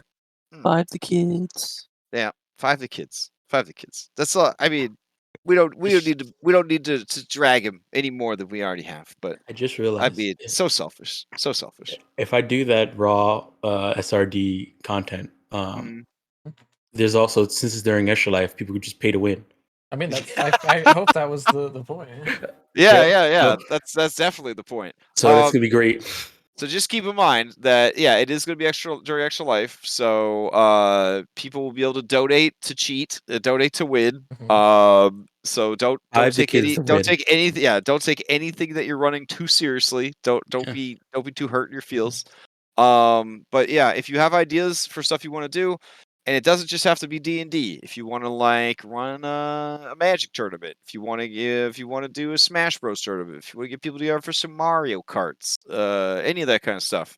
Whatever you are interested in running, it's going to be like 3 days of gaming. So, There's if you another want to, if you thing. want to give a panel, if you want to pretend to be a fucking convention, you want to run a panel, you want to be like how to buy your first fursuit, like that's fine. Whatever you want to do, like Well, that just was let me know, and we'll put it on the schedule. It'll be just like the BrodyCon schedule, but like different. Like, Yeah. no, that's not the word I would have used. So just keep that stuff in mind. And let's see, is there anything else that we need to? Oh, Dom and I spent 6 hours over the 3-day weekend going over 140 plus Foundry mods. So no one can ever say that we haven't made videos about Foundry now, because both of those videos are now fully timestamped. So if you wanted to hear about a particular mod, you could read the description to see if we talked about that mod and just go to that part of the video. I even labeled the sections where Dom and I went on rants about why it's okay for us to have so many mods, and why better rolls is the most important thing that's ever happened in the history of mankind. Yeah, so there you go. You could have 140 separate videos or 2 huge videos that are timestamped.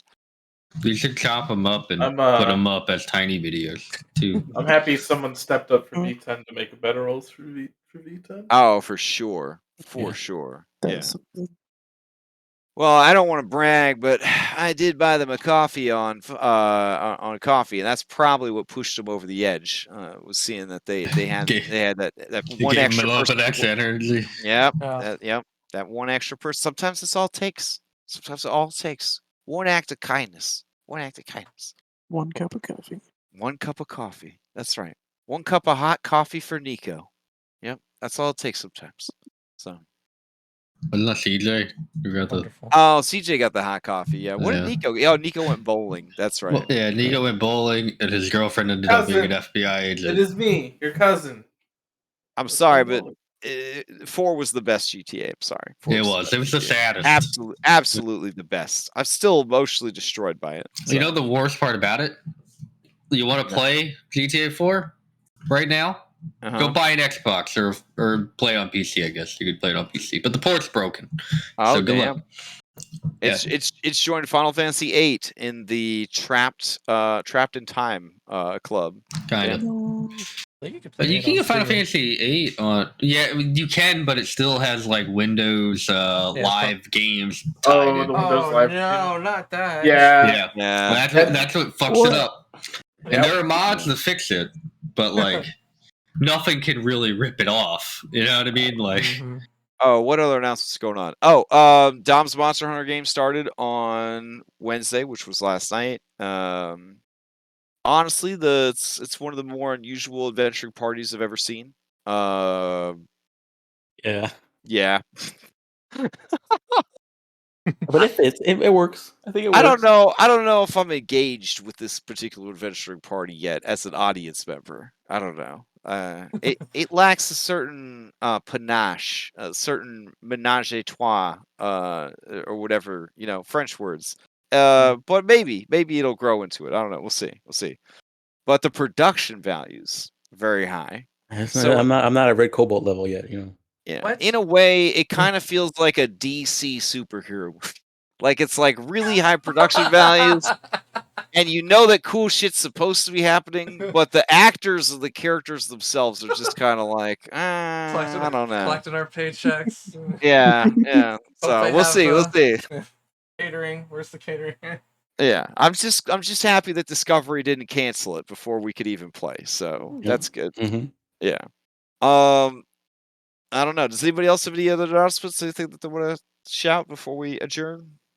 I'm definitely gonna run some stuff. I might do 1 or 2 things. I know the first thing I'm gonna do is I'm gonna do the Mystery of Montarthus Manor again.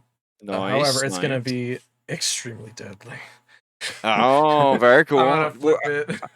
Are there gonna be backup characters, or are you just out when you die, or do you have to donate to keep going? Like is it a quarter muncher? Like how bad is this going to be? Yeah, I think that's the idea with the because I was thinking with the cheat menu, see what options are there. Okay. Yeah, I mean, yeah, it's deadly because of the cheat menu, so you'll need to use that. I honestly I want to just run every dumb idea I've ever had for like I want to do like a Streets of Rage one shot where everyone has to play a pugilist. Do you know what I'm saying? And like you just fucking you just punch a trash can and a chicken pops out. You just eat the whole chicken. Like just I don't know. I wanna just like. I've been wanting to play that druid from Valda's that is just the punch druid that just punches. Oh, fantastic! Instead of turning into an animal, they just get really good punching. Yeah. So I don't know. I have so many one-shot ideas that I never have time to explore. But ideally, I would just pick like 4 and I'd run them every day. So I'd prep 4 and then Friday I'd run all 4, Saturday I'd run all 4, Sunday I'd run all 4. But I'm gonna depending on other people's events, I'm thinking maybe I'll run one on the first day and one on the second day, or like third day, to give other people a chance to like slide in and run stuff. That Maybe host some Jackbox. Artificer Ghostbusters adventure. Man, that's a good one. Yeah. Normally, I have the puzzle dungeon I've been dying to run forever. That sounds and it's normally 6 to 8 sessions, so it would be like a long. Oh my god! Run. I know one player who would be very interested, and I know another player who would not be interested at all in that. Yeah. And these characters have met each other. Yeah. I know one character. I know one player who would actually peel all of their skin off of their body without painkillers before being in a 8-session puzzle game. So, I don't know. I have it totally prepped, so like I could. Well, we're getting close, so I definitely need. I put out an interest survey, and not a lot of people responded. So I may have to be more aggressive in my getting people to sign on and commit, sort of thing. So we'll see what's going on. All right, that's where we'll adjourn. Keep your eyes posted to the Discord for more on Extra Life, and we'll continue this next week. All right. Night, everybody. See everyone next week. Bye. See you later.